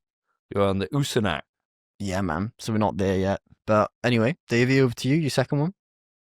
Looks like it's time to kill. Mm. Now, I know this, but Why did I, you know I it? should just guess first because otherwise, You do guess first anyway. well, it gives it away because I definitely know this. Go on. Go Well, for it then. Duke Nukem, Time to Kill. Yeah, well done. It's in the quote. Time to Kill. Yeah, mate. Well, I've never played that, so it should be void, I think. Oh, well, it's pretty famous, mate. Yeah. It'll be fine. That's fine. And then my last quote, I will kill your dicks. Now, I know, Dave, you definitely played this game, so I'm pretty sure Spencer has spoke about this game in the past. I'll give you a couple of clues. It's an older game. Of course. I think it's a PS3 game. You're first on this, by the way. Oh, no, you're not. Yeah, you are. Yeah, you are. I will kill your dicks. I have no idea. Uncharted. Spence? Oh, How am I judging this? Am I going to say who's closest? No, it'd just be, just be no point. Oh, big yeah. fat 0. Nil Wow. point. I will kill your dicks, bro. Why? Why is someone killing my dicks? What kind of character says that, man? For me, in my head, isn't it? Yeah. in my head, I feel like it's Borderlands or something. But why would you pick Borderlands? I'll just go with that because I don't know what it is. It's actually Bulletstorm. I've never played it. Fuck off! Is it Bulletstorm? You should know that, Spence. It's my That's favorite definitely your FPS game. It's my I've never favorite played FPS game. I remember Spence talking about it. I thought Dave had played it. Played demo. Oh, well, yeah. But- You wouldn't get to that part, yeah. Oh, fuck! No. What a game! I haven't played it since like freaking Xbox 360, PS3 though. Oh my There we god! go. What I a was game. right with PS3, so yeah, cool. There you go. Fuck. Well, that means that I'm taking a shot on the next episode because I only got one. You guys both got 2. So well done. I'll take a shot all the way up until episode 130. And with that, we shall move it into the topic. Stop! Topic time! And here we are with the topic, and today's topic is an absolute juicer, as they always are. It is the PlayStation State of Play Japan. Now, this happened on November 11th, I believe, and it was 40-ish minutes, a little bit longer than that, dedicated to the Japanese audience. So we are not specifically the target market for this direct, for this State of Play announcement. However, myself and young Master Philip, we did watch it through. We did a react, which you can go on to our YouTube channel. If you're not already subscribed there, please consider subscribing. We're on the road to 300. We're at 294, I think, is the day of recording. 95, actually. I just refreshed it. So we have a subscriber, hello, that has joined during recording. Oh, look at that. Very nice. Growing army. 5 to go for end of year. So if you haven't considered subscribing there, please do. We're trying to grind to 300, and then we can go and defend ourselves against the Persian Empire, much like the 300 of old. But anywho, this was not supposed to be for us, but we did watch it. Spence, I know that you've watched it too, so it should make for a good little discussion. And what we do whenever we have a State of Play or any kind of gaming conference that we watch, we always play a little game called Shag, Marry, Kill. If you don't know what that is, basically means that we got a choice of one game that we can shag, so you have a nice little fling with, you have a great time. One game that you marry, so you're in it for the long haul, or you hope to be the long haul. And one game that you just want to wipe off the face of the earth and kill. That's the way we do it. Keeps it nice and civil. Keeps it a way that speaks to us as people, I believe. Really dumbs it down to the bare necessities of you need to pick something that's going to really speak for you, that you're going to represent. Now, first, before we get into any of that stuff, lads, I want to know your top level thoughts on the conference. Did you enjoy it? What's your kind of rating? Give me your thoughts. Spence, I'm going to start with you. Sure. So I watched it over my friend Carl's house. We just watched it together because I was going to do the react with you boys, but I had some unfortunate stuff happen that day. So just ended up watching it casually. And to be fair, I enjoyed the show, enjoyed the presentation. It's weird that they got like a random voice actor from Japan to be the host of it. It's the voice of Todoroki from My Hero. And it's just a bit bizarre. I think he might be Eren Yeager as well, but I might be wrong on that. But he's definitely Todoroki from My Hero. And I was just, whilst the whole time I was watching the thing, I was a bit like, why do I know that bloke? So I've heard that voice before. And that's why I found out. But it's weird they do that, but I understand it. And then just the games. The games were very, very Japanese. Exceptionally Japanese, but some of them were quite good. And there was one part of the show which stood out quite a lot, but I won't talk about that just yet. But I thought it was a good presentation. It was quick, not too much faffing about. It was just well presented, I suppose. So I very much actually quite enjoyed it, albeit somewhat let down in a certain way, but we talk about that in a bit. So what would be your rating then, Spence? What would you go out? 6. So it's not massively high. I know. 6, wow. Yeah, it's just, there was nothing massive. There was no big game or anything. And most of the games that were there, we're not going to get anyway. And then most of them were just such Japan bait, so obviously made for that market. Plain as day made for Japan, which obviously it's a Japanese direct. What do you expect? Oh, like State of Play, sorry. What do you expect? But, that's it. And then what I wanted to happen, which would have elevated it up more, didn't happen. So it's sitting on a 6 because the presentation was quite good. Fair enough. What about yourself, Mr. Hoy? Well, surprisingly, I enjoyed this one. I think we both came in to the stream thinking, what is going to be here? We're not going to understand this. But actually, when the games were being announced, there was a lot of kind of raised eyebrows. There was lots of IP there that maybe we hadn't heard about in a while. We didn't know what the current state of play was with that IP, and it spoke to us on a few different games, didn't it, Davey? We actually quite enjoyed it. Not to give away your thoughts, but for me, I quite enjoyed this one.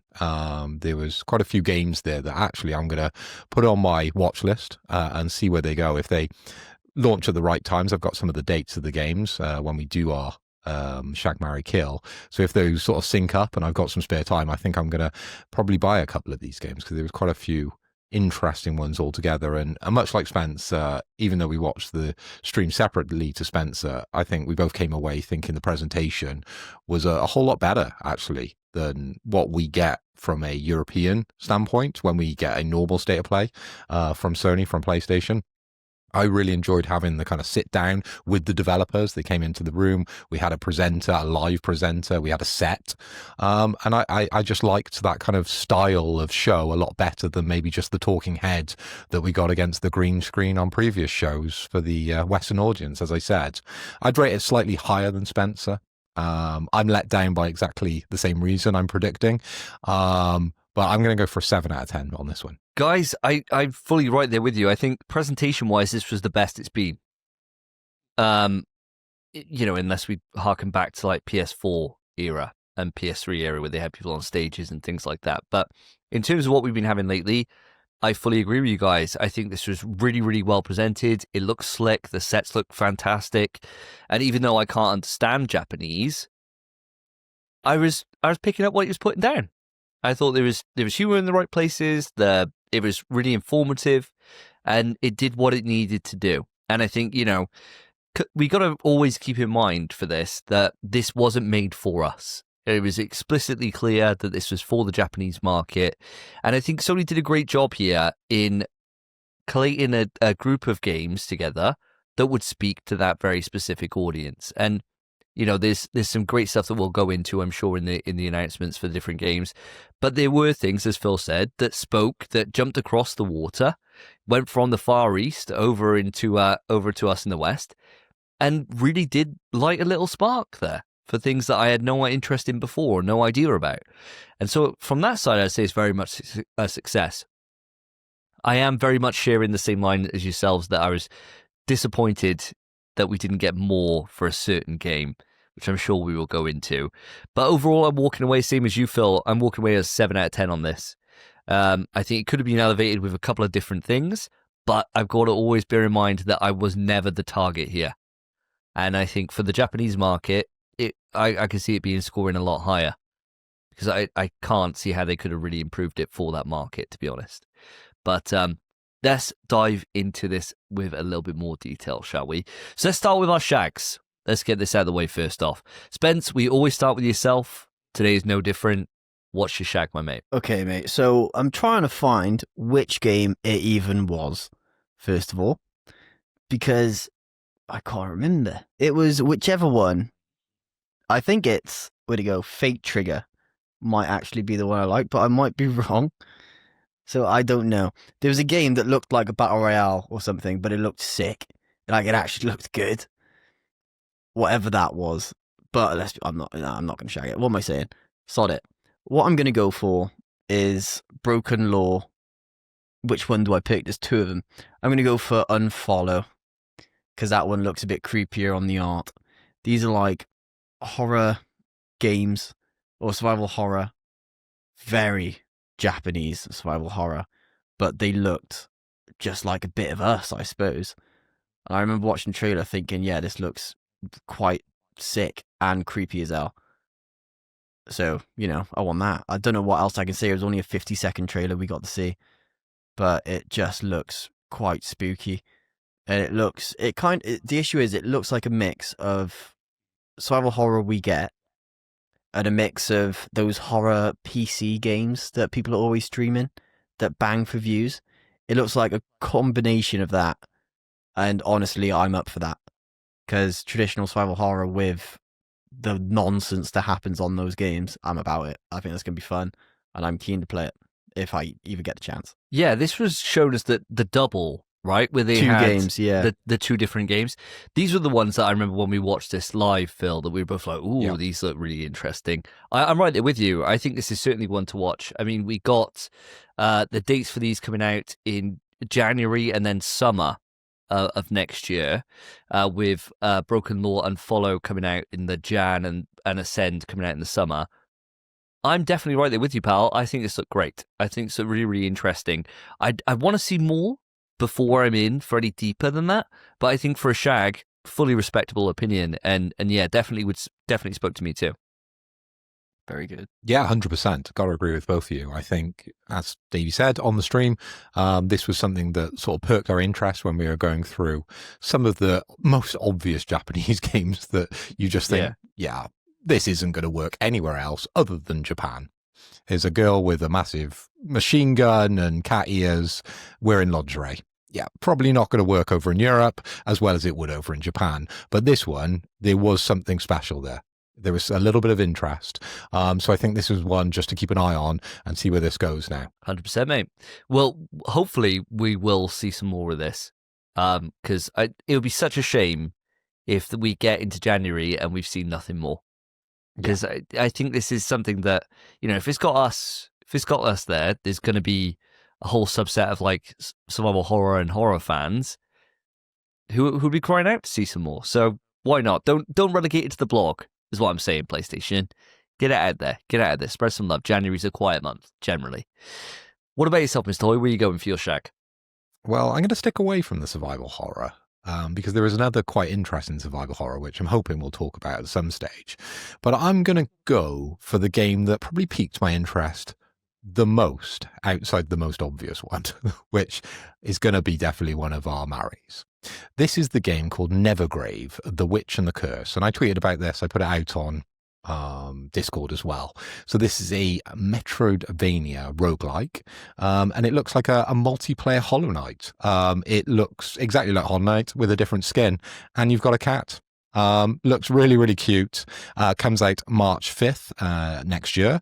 So I think Davey or Spence, if you do want to team up and take on The Witch and the Curse, I'd be very much up for this. I think it looks like, as I said, a multiplayer Hollow Knight. It looks really, really interesting. Did you guys, did your interest get piqued by this one? I got to say, man, yeah, I've got this in my marry. Spoilers. But yeah, I thought it looked absolutely fantastic. The art style, as you said, is there's nothing too original here in this art style. But the gameplay wise, mixing it with like fucking Mario Odyssey almost, with taking over these things and having it in co-op. Great. Sign me up. I think the more I read about this and the more I see about this game, the more interested I am. And yeah, I'm definitely in for this. I think it's a day one for me, if in all honesty. I thought this game looked fantastic. Like really, really intrigued by it. But Spence, are you feeling the same? Well, the issue is, yes, I am. It looks great. The caveat is that it's done by the people who did Pal World. And they've just ripped off another game again. That's all they do. they ripped off Pokemon and put guns in it, and now they've ripped off freaking Hollow Knight and put Mario in it. They can't keep getting away with it, is what I feel. It's insane. It looks brilliant. It looks great. It looks like something I'd really love to play. Granted, I've not done Hollow Knight, and I really should. What the hell? How do they keep getting away with it? That's my only concern. I feel like this is a lawsuit waiting to happen, same as Power World was. So that's my only concern with it. But I do think it looks great.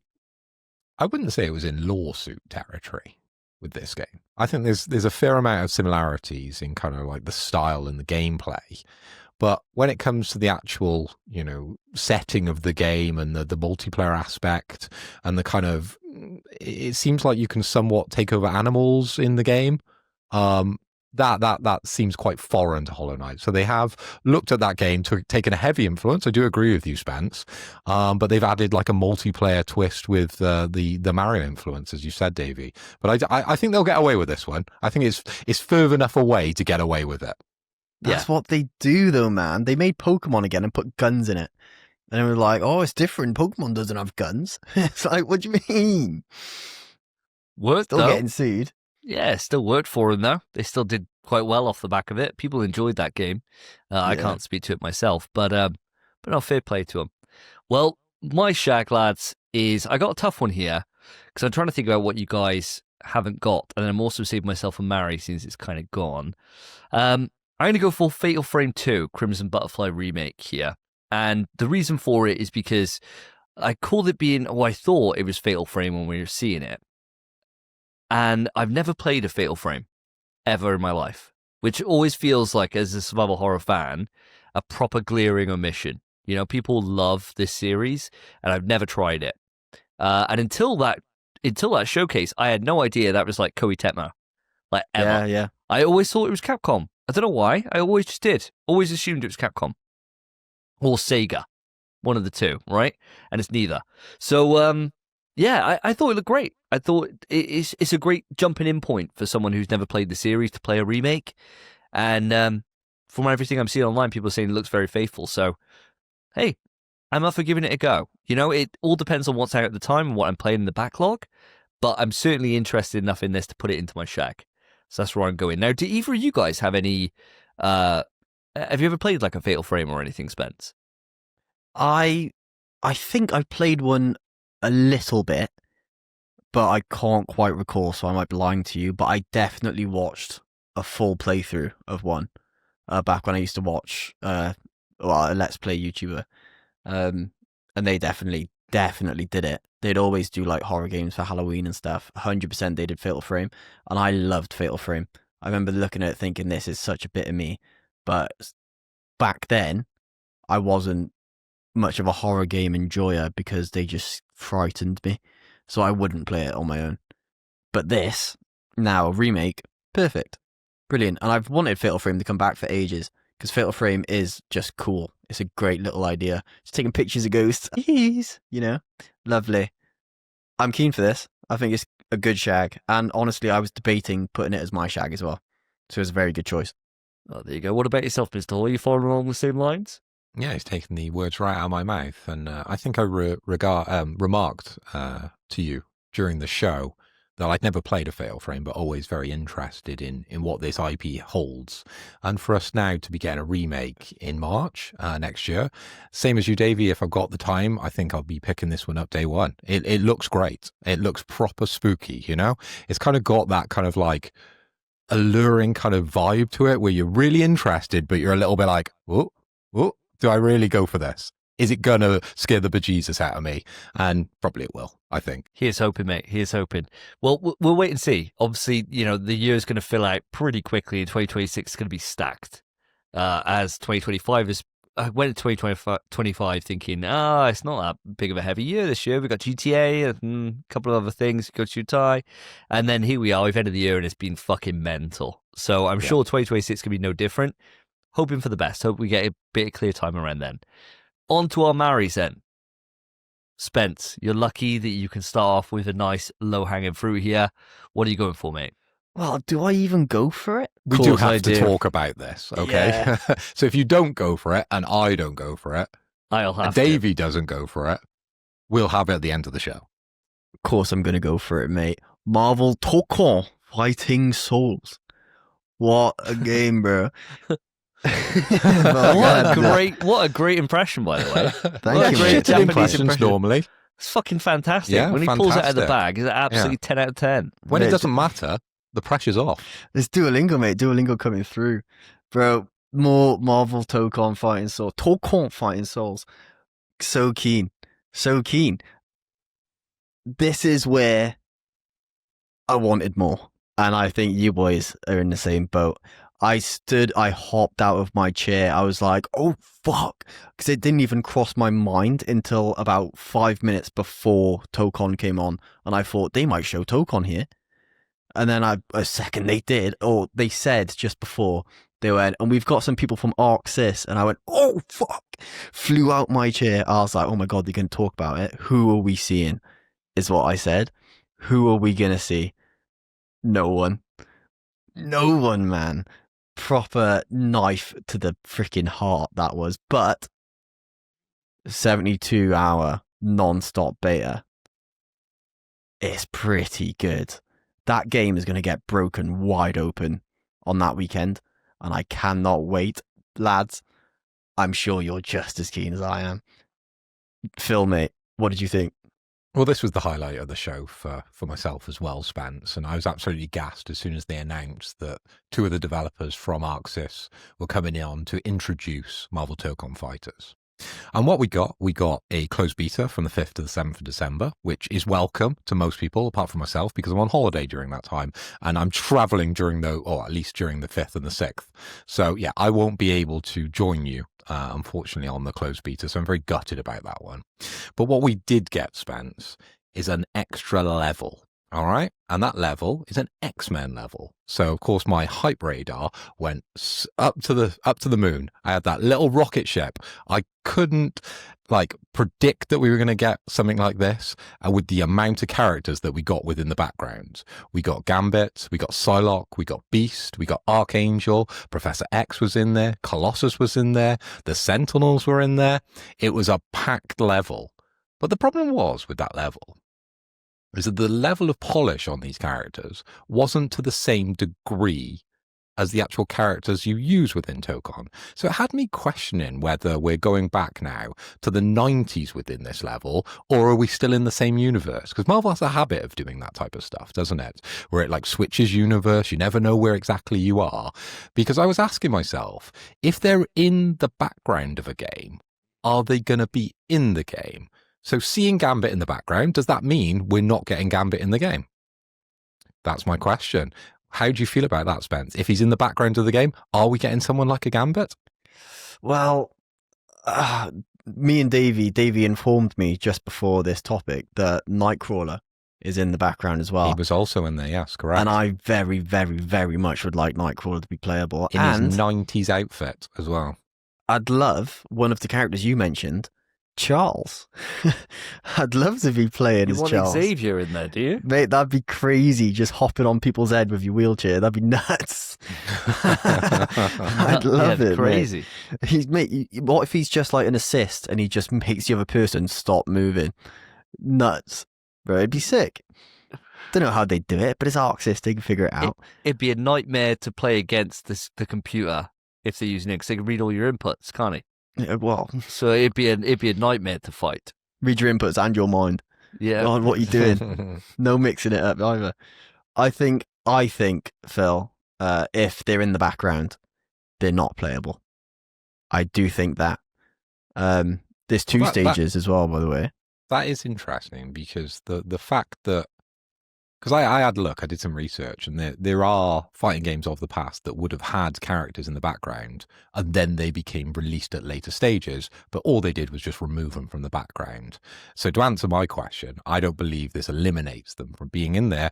Also on the point that I was trying to make, that these characters do not look like they're from the same universe as the Marvel Tokon Fighters. You look at Iron Man, he's all jazzed up on Gundam. Right? He doesn't look like a traditional Iron Man, right?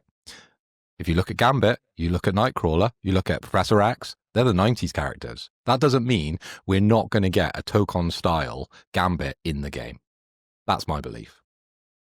agree with you, Phil. I think this doesn't mean a door's closed, because Iceman was there too, right? Iceman would be sick in Tokon. And no, I can't imagine they'd close the door on these people. I think it's exactly what you're saying, that they might not be there day one, but DLC down the line, they get removed out of the background. Bob's your uncle, right? Street Fighter be doing it for ages, where they've had people show up in the background of stages, then they come out as characters later on. It's just one of those things, right? Like, you'll have characters, like, sticking on the same Street Fighter thing, you'll have characters that are shown in, like, fucking World Tour or whatever, and you'd be like, oh, they're in World Tour, they might not be in the main game. They come out in the main game later. Don't worry about it. It's all right. Like, all these things seem to happen, like boss characters that were always locked behind being boss characters in arcades, and then they get released as DLC down the line. I think, fighting games, it's never a hard, fast rule that just because they're there, they won't be in there in the future. And if this game has the legs that they hope it does, and you get several years worth of DLC, they'd be daft to not include more X-Men, right?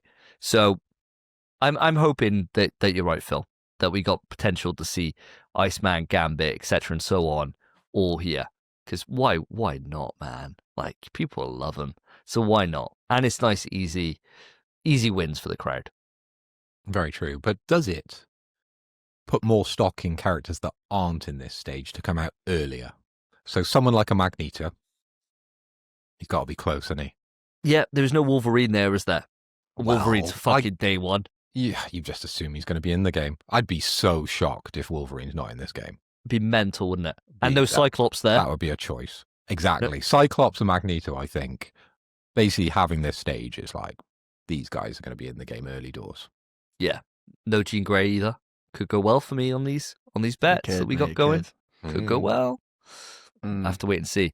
But oh, sorry, Karen. I was going to say, that's all right. The thing I think is quite cool, sticking to the X Mansion, like you were saying, I don't know how to word this, the stage transitions that happen when you play, the X Mansion doesn't have any. So you can't slam people through the walls to unlock your character. That's not on this stage. You just can't do it. It's the way they're doing these stages, not only is just quite cool, you get a new stage, it's changing the gameplay. It's changing the mechanics. I just think that's quite sick, man. I just think that it's fucking the only cool thing about this, because I completely agree with you, Spence, that for me, when this came on the screen, I was thinking, yeah, here we go, pull the dock up for all our character predictions, right, time to like get some shots in the dock from this, and then nothing. So I was like, fuck, that's bitterly disappointing, because you'd expect to start seeing that roll out from now, and then it obviously wasn't here. Silver lining is, though, that we get to play Spider-Man and Ghost Rider on this new beta. True. So it's like, oh, well, to be fair, and I'm not doing an awful lot on the 5th and 6th. I got the kids. Karen's there, though. I already said, well, I might have to owe you a few favors here, because you might be taking the kids. So, fuck, I'm going to put some hours into Spidey, bro. I mean, I've got it in my calendar. I've put the weekend free. I'm not doing nothing. Yeah.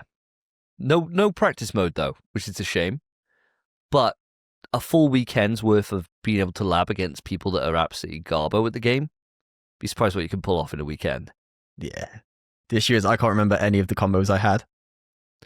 No, just do this, mate. Just mash it across your face. Yeah. Stuff will happen. Stuff will happen.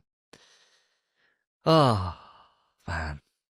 When do you reckon we're seeing the next lot then, guys? When do you reckon we're seeing the next load of characters? Is this a chance Jeff Keighley might show us some? I don't think it's a high chance. Don't you? I don't think so. I think this is the kind of game where, at like an Evo, they do an announcement and stuff. Obviously, Evo's bloody age is like yonks away. Yeah, miles away. Yeah, yonks. But, it's just not going to be Evo, is it? Nope. I don't know. I think it could be the pre-show. Remember we got a Street Fighter reveal at the pre-show of a Game Awards? That would be wild. It could be pre-show. But we did. I remember because one of your bets, Davey, that was we were going to get a character release, and it was all set up for the Game Awards. And because it was a fighting game, it got bumped down to the pre-show. That, that's wild, though, isn't it? Because it was shown, it was announced just on a State of Play, wasn't it? It wasn't on like a Game Awards or anything like that, was it? No, it was a pre-show. Remember, he has that kind of comedian that comes on before. Yeah, no, sorry, I'm talking about when was Tokon first announced. Oh, Was oh, that State of was Play. at State of Play, right? State of Play, mate. State of Play. Yeah. I I think It you're right, could- Phil. I think I completely agree with you. I don't. I think the hype would be too much. I think they'd bump it up. Because it's not like as if it's already out. If the game was out and it was DLC, I could see it a lot more. But because it's not, it's going to be a big deal. Whoever they announce, and you'd assume it'd be 4 characters, whatever the pop is. That'd be a brand new team, right? I don't know. You got Spider-Man and Ghost Rider. Why wouldn't it just be 2 at a time now? Well, they've already shown. They already announced before. They just weren't in the beta. Yeah, just weren't at the beta. So it's not really a big deal. But I think if you get 4 in, like 8 would be greedy, asking for 8. But I'd love it. it'd be sick. I reckon it. I fully anticipate it being at the Game Awards. Like, fully do. If it's not there, I'll be amazed. Like, if one of you guys put it up for one of your predictions for the Game Awards when we get there, it's gonna be a safe.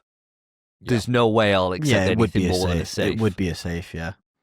So if it's not there, I'll probably be a little bit worried actually if they don't announce characters at Game Awards. So I'll be thinking, oh, okay, maybe we don't have like A big roster. Maybe it's literally like 12 playables. yeah. I'll Yeah. start Mm. being a bit worried about it. Fair point. Anyone else got any more thoughts on Tokon before we move on? Oh, I think that's it. I mean, I've got loads, but I'll save them. All right, okay. What about yourself, then, Mr. Hoy? Where you go with your Mary?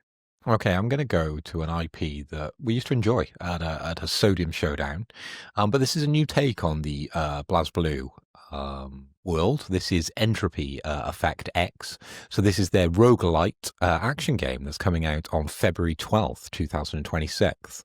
And it looked really, really fucking flashy, right? You get to take control of Ragnar the Blood Edge, and you get to go around swinging that sword, and it just looked fabulous. It looked really intense, and it looks like a perfect Portal game. Now, I was excited to see Jin Kazaragi, Null Vermilion popping up, maybe even Hakuman, right? Some of the greats from the BlazBlue roster, and playing those in a roguelike game. It looks really, really, really good. So, yeah, excited about that one. And as I said, perfect for the portals. So that would be my shag outside Marvel Tokon. Sorry, my marry outside Marvel Tokon. Very good choice, mate. Very good choice. I had this on my backup Mary. So I'm kind of running out of options here on mine now. Like, we've kind of talked about through everything. But no, I fully agree. When we saw this game, I thought, Jesus Christ, you called it really quick. It'd be a BlazBlue. And I didn't pick up that connection at all in looking at it. But it just looked really interesting. It looked it looked just flashy in all the best ways that these side-scrolling kind of action games can be. And there's been so many of them lately over the last few years. We've been eating really, really good. There was such a kind of drought of these kind of experiences for a while, and then all of a sudden, it seems to be the last couple of years, we're getting like great ones all the time. So, I'm right there with you, man. I think it's a great shout. I think it's certainly one to keep an eye on. I probably would need to see more before it becomes like an official marry. It kind of feels like with Tokon's kind of the big cheese, isn't it, for the marry on this? For sure. And then everything else like kind of a step down. It's kind of like a Vegas wedding, rather than like a kind of rush through, get married by Elvis kind of thing. It's not the love of your than- life. No, No. it's like a weekend thing, and then you call it off after. Yeah. You know, Yeah. seems to be that kind of thing. But You not to give tell her up. you're going to marry her, but you don't really. Yeah, you just walk out. String her along. I do not agree to marry. Oh, Right there. Oh snap! Oh, shit. But what did you think about this one, Spence? Well, the thing is, if I wasn't first, which I always am, thank God, this would have been my second marry as well. So I very much agree with the choice. When I first saw it, the one character looks like Sol from Guilty Gear, so I thought, is it a Guilty Gear roguelike? And my mate Kyle, who is not in the fighting game scene at all, went, is it not BlazBlue? And I looked at him like, what? How do you know BlazBlue, bro? But apparently he knows BlazBlue, and he was right. And like you said, Phil, it just looks flashy as hell, and it looks like a whole lot of fun. The issue is, I don't think I would actually get it unless, kind of like Pacific Drive, and like you said, a perfect Portal game. If I had a Portal, 100%, I'd be picking it up and playing it on the Portal. But It's not a main game, is it, this one? It's never a main game, no. It's like Davey said, it's a step down from Tokon, but it's still, quite good. And the IP is doing a lot of carrying here, I think. No, not necessarily. I think if the gameplay looked the way it does and it's as flashy as it is, even without it being BlazBlue, I think it's still, I don't care that much about BlazBlue. I don't give two rats about BlazBlue, but it's cool. It's cool. And it's a nice little spin-off that I did not see coming at all. No, definitely not. For Arc System Works, they're busy boys. Oh, mate, always have been, mate. Arc Sys, kill it. You'd think they'd be putting 100% of their effort into Marvel Tokon, but no, they're breaking out the BlazBlue side games. That Japanese work ethic goes crazy. Fair play to them. Yeah, and it looked really, really good. It didn't look as if they were phoning it in. They're just chucking their characters into some side-scrolling beat 'em up. Nah, this game looked hot. It did look really good.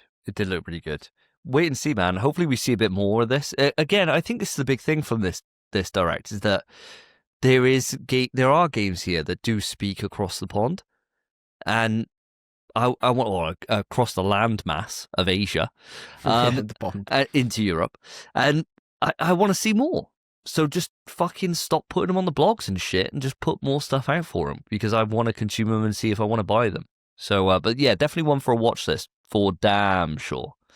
Now, for me, my last one by Mary is going to be a bit of a weird one to put here. We've never put something like this in a Mary, but I think it'd be a good little conversation point.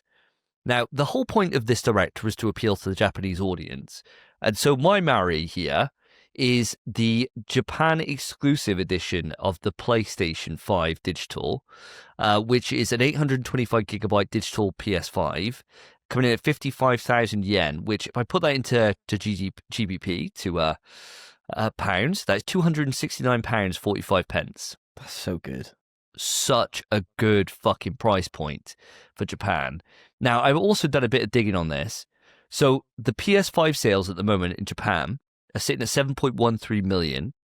The PS4, around the same time, was 7.96 million. So they're quite a bit behind. And as we all know, the Japanese market, outside of the Switch, where there is super just blowing away numbers, everyone in Japan seems picking up the Switch too. The PlayStation kind of ecosystem, especially when it comes to consoles, have not been reliant on Japan for a long time. It's moved away from Japan back in PS3. It moved away from it being even like a major market for them. And this whole Direct's whole purpose was to be able to get out there and appeal to those Japanese fans. And that was evident from the fact that they did a recap of what the PS5 does. You know, like we saw right at the start of PS5 launching, where it's like it's got rumble, it's got haptic feedback, it's got sensors, it's got triggers, and it was showing all the shit that we saw like just before the PS5 launch for like Europe and America. We were seeing that kind of video here, specifically tailored for the Japanese, just to get them to relook at it and to think about picking it up. And I think this is the fucking super smart idea, to be able to have something that is cheap. It's only plays in Japanese. It's only Japanese language. So for anyone else around the world, you can't just go and get one of these and hope for the best unless you can learn Japanese, which I don't think would be cheaper than just, a couple £100. But hey, but I think it's just a really, really smart idea to be able to do this and to be able to target a market specifically, create a showcase which is specifically for them, come in with a really discounted price for a console, and then to remind them of what that console does. And I think they just fucking nailed it with that. I think it's so fucking clever. I wish they did it for English markets. Yeah, but yeah. But absolutely no need. And so for me, that's my Mary, because it is just something that I think it achieves what they wanted this direct to do. And I think for people in Japan, if they were on the fence about getting one, knowing that you got one, a couple $100 cheaper, now's the time to jump, And so for that reason, I'm going in for this. What do you guys think about this specific kind of console pricing for that one market? How'd you take it? Spence, I'll come to you first. I think it's very interesting. It's a very, very interesting idea. And it's a absolutely phenomenal price point. I think it's very cool. My main only not concern, my question is that surely it's Japan only. Surely that's only like the console UI. Surely the games you play still have their language options. Yeah, I'd imagine so. Yeah, Yeah, but so it could well be that the same way that like Phil's, for example, when he plays on his American, he can't really buy content through that way, right? So it could well be that it's kind of tailored down that way. I'm not sure, but yeah, I imagine as you're quite rightly saying that it is solely a case of the kind of base UI experience is fully just encapsulated in Japanese, but the rest of it, when you put a game in, it's gonna, you yeah, can you do play whatever you English. want with it, Yeah, right? it'd be fine. So it's to be fair, it's just not bad anyway. And a lot of people immediately will end, oh, the tariffs, as if like this, helps with that. But I don't know. I think it's a very interesting idea. The issue is, my only issue with it really, it's impossible to do anywhere else. I think it's pretty much only Japan where you could do this thing. And if that's a market they want to cater to, which they clearly do now, brilliant bloody idea. But I just don't know how I feel about it, really. I think it is really nice for the Japanese community. Where's mine? Where's my English one, Where's my English one for 250 quid? That's what I want, but they can't. No, and it's a similar move to what Nintendo did for the Switch 2, didn't they? Because they had a Switch 2 solely just for the Japanese market. So it's kind of a parallel to that. I assume is the only thing. Something was pulling my head. I was thinking that this has existed before, and did a quick Google and it was the Switch 2. But Phil, how are you feeling about all this? Well, I was going to say exactly that fact. Oh, actually. man, I'm so sorry. That's totally fine. That's the perils of going last in the conversation. Generally, the things that you want to talk about have already been talked about. But yeah, it's not the first time console developers have taken this approach to the Japanese market by reducing the console by a significant number. But it's great, really. If you're trying to launch something, why wouldn't you reduce it and take the hit on it to try and get as many people to take up buying a PlayStation 5 and getting into the ecosystem. So I think it's a very, very wise move by Sony to do something like that. And Spence, you're exactly right. It probably wouldn't work in a lot of other regions because Japan are unique in the sense that they have this language that no one else speaks, right? And they don't really speak English, right? Their main language is Japanese. So you can console lock or region lock a console very easily. So yeah. Good on them. Lucky them. But hey, we've already got the PlayStation. We've been playing it for years. So I don't need another PlayStation. Got two. Yeah, exactly. Yeah, 5 fair. years deep. 5 years deep, and they haven't jumped on. It's a nice way to be able to just target them and hope that they become a bit more relevant in there. They are a Japanese company, Sony. So, they don't want to totally give up the space to the Switch. Great way to fight back. And wish them all the best. And now we're on to our kills, lads. I think there's quite a few choices here. I don't think we're going to be picking over each other. So, Spence, we're back round to you. Sure, I'm going to go for my low-hanging fruit. This is the one, when it came up, I thought, what the fuck am I looking at? And it's not even that Japanese. I suppose it's a bit Japanese. Pac-Man World 2 Repack Sonic the Hedgehog Collaboration Set DLC. For one, right, this is apparently a Pac-Man game and Sonic's coming in. It looked like a Sonic game that you can play Pac-Man in. It looked weird. The whole time I was like, oh, a new Sonic game or something. It's not. It's Pac-Man. Who's playing Pac-Man World 2 Repack, even in Japan? And who's getting excited that Sonic's coming to it?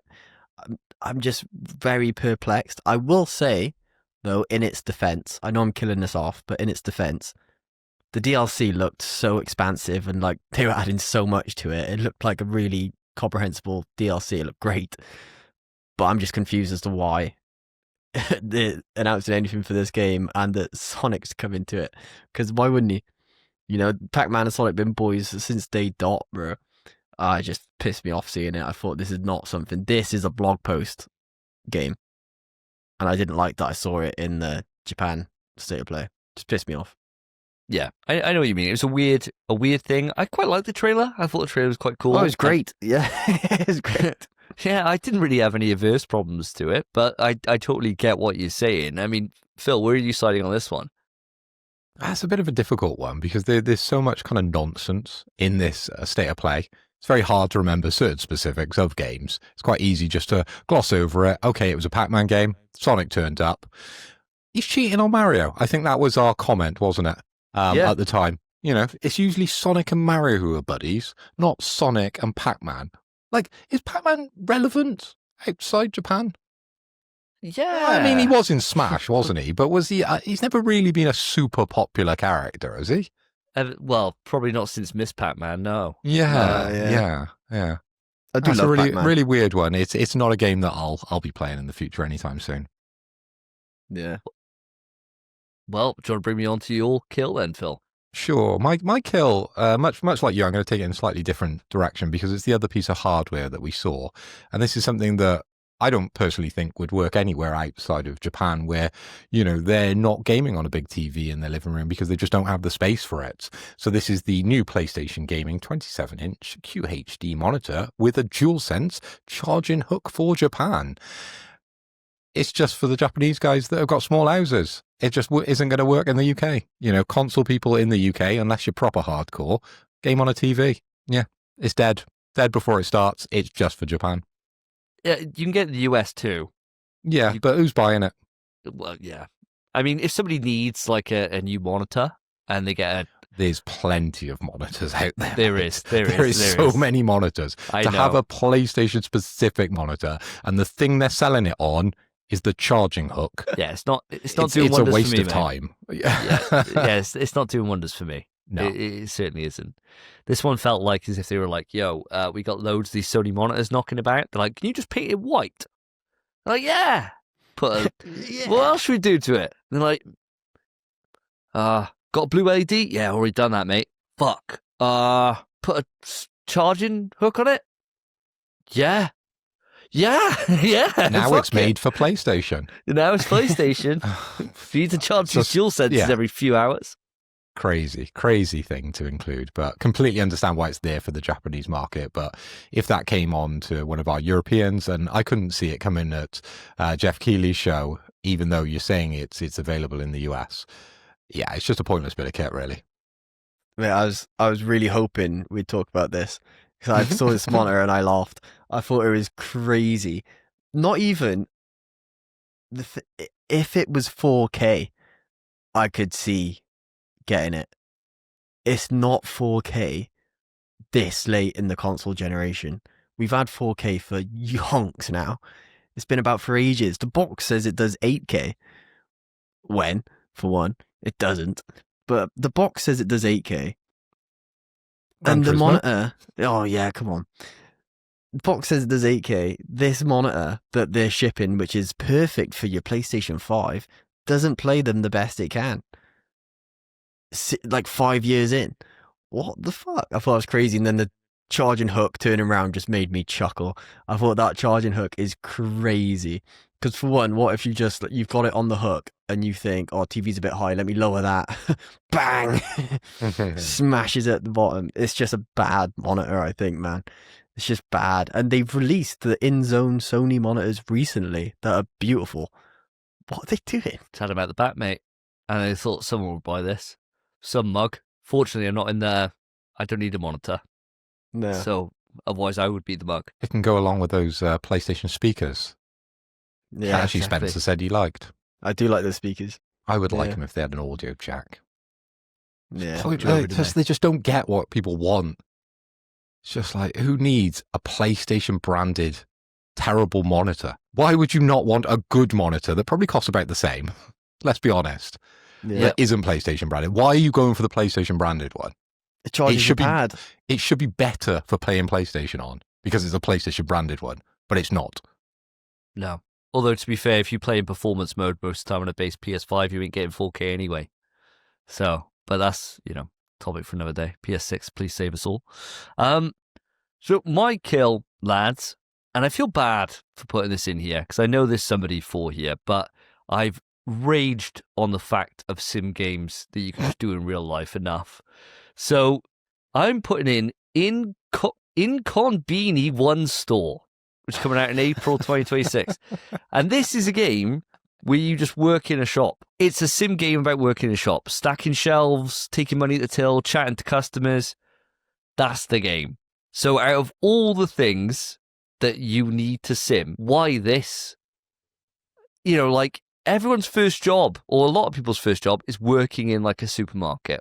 I did it at 16. Phil, you did it from 16 probably when you joined Summerfield, Yeah, whatever yeah. it was Well, back in the day. GCSE, so yeah. Yeah, that age. 16. Yeah, around them. Now, you can relive your youth from your 16-year-old and go back in and do it in a virtual Japanese store. Stack some shelves, put some beans on there. Old lady comes in, chat to her. How's your day? Oh, weather's not great, blah, blah, blah. I don't know if Japanese talk about the weather like we do. And then you just literally take the money for the till. Cheers, see you later. They might come in the next day. Maybe there's a quest. Have you met my son? Do you want to go on a blind date? Sure. He has to come in the store because I can't leave because I work. Brilliant. Fucking shit. Second game shown at the State of Players was, and it didn't start well. You know, I can't imagine there's many Japanese people that think, fuck me, always wanted to work in a store, but I'm trapped in this office. I wish I could work in a store. Now I can. You know? Who the fuck is this for? I just don't get it. And visiting Japan, there is a lot of konbinis out there. There Loads is of them. literally 7-Elevens every street you walk down. So konbinis are convenience stores, Davey, in Japan, and they are everywhere. So yes, you could very easily. I know we were talking about trucking as being like a step down from flying a plane. This is a step down from trucking, working in a konbini major step or a down. supermarket. Massive step down. The pay differential is nuts as well. Yeah, this is like the step down of, it's like being fucking paper round simulator. At least without you riding a bike, cruising round, right? True. Throw in stuff. You can see some gameplay application to Paperboy Simulator. Working in a shop, not even in VR, because I thought if it's at least in VR it'd be quite fun. You know, you're stacking the shelves, whatever, throw some shit around, all that kind of stuff. No, fully serious. You're just working out your 9 to 5. Brilliant. Any thoughts on this one? Oh, sorry, Carol. Go on. I remember in Dave the Diver, you can work in a sushi shop and you can pull beer. Because I was thinking, what's another kind of like entry level job that a lot of people would have? Working in a bar. There's just loads of these sort of sims out there that people do that they could easily do in real life. But yeah, you're right. In Konbini One store, that's pretty achievable for 99% of people. Yeah. You have to be fucking dumb as hell to not be able to work in a supermarket. Like, you have to be fucking thick as shit, to be fair. Like, really bad. Or just really bad people, you know? Could be. Yeah. Could be that way. Socially Could have- inept. Yeah. Although back in the day, you have to have a little bit of skill because you used to have to lift the papers. So you had to be a bit strong. Push the trolleys. That was a difficult job. That was always for the males. We had to do all that back in the day. But nowadays, it must be easier because we've got equal rights. The girls will have to push the trolleys and stack the papers. Exactly right, yeah. And pull the cages out from the back. Yeah. Mm. Go in the fridge. Yeah. Around the all back. Take your time. And then realise I'm standing in a fridge. these. What am I doing with my life? Yeah. I'm on £6 an hour. Fuck the system. Yeah. I'm just chilling out in here. Ba-dum-tsh. I hope you like that one. What do you think about in Konbini One store, Spence? I think it looks great, man. I think the thing is, right, you're saying all this, we live in different worlds where I'm in the same world as you boys, where we play, AAA experiences come out and a few indie games every now and then, so on and so forth. Simulator games on PC do gangbusters, especially supermarket simulators and just like working in the store simulators. They bang on Steam, they bang on Twitch and YouTube. Thousands of views. YouTubers churn out simulator videos. This will probably, out of all the games on this list, I wouldn't be surprised if, other than maybe Tokon or Elden Ring, if this sells the best. So you're thinking this is another Infinity Nikki situation where I'm raging on it and everyone else loves it. Yeah, actually, yeah. But this is, I Right. quite like the look of this. I think it looks quite cute. I'm not going to play it, obviously not. I got better shit to do. But, I think it's going to do well. Get a job in Asda, pal. I need to now. Tesco won't get me back. There you go. Just walk into Asda. Excuse me. I've been playing a lot of Inconbini One store. Inconbini. I've got 400 hours in Inconbini. I reckon I can revolutionise Asda for you. They'd be like, please, we've been waiting and for you someone of leave your crying caliber. because people in the UK are way meaner than they are in Japan. Yeah. Yeah. There is that.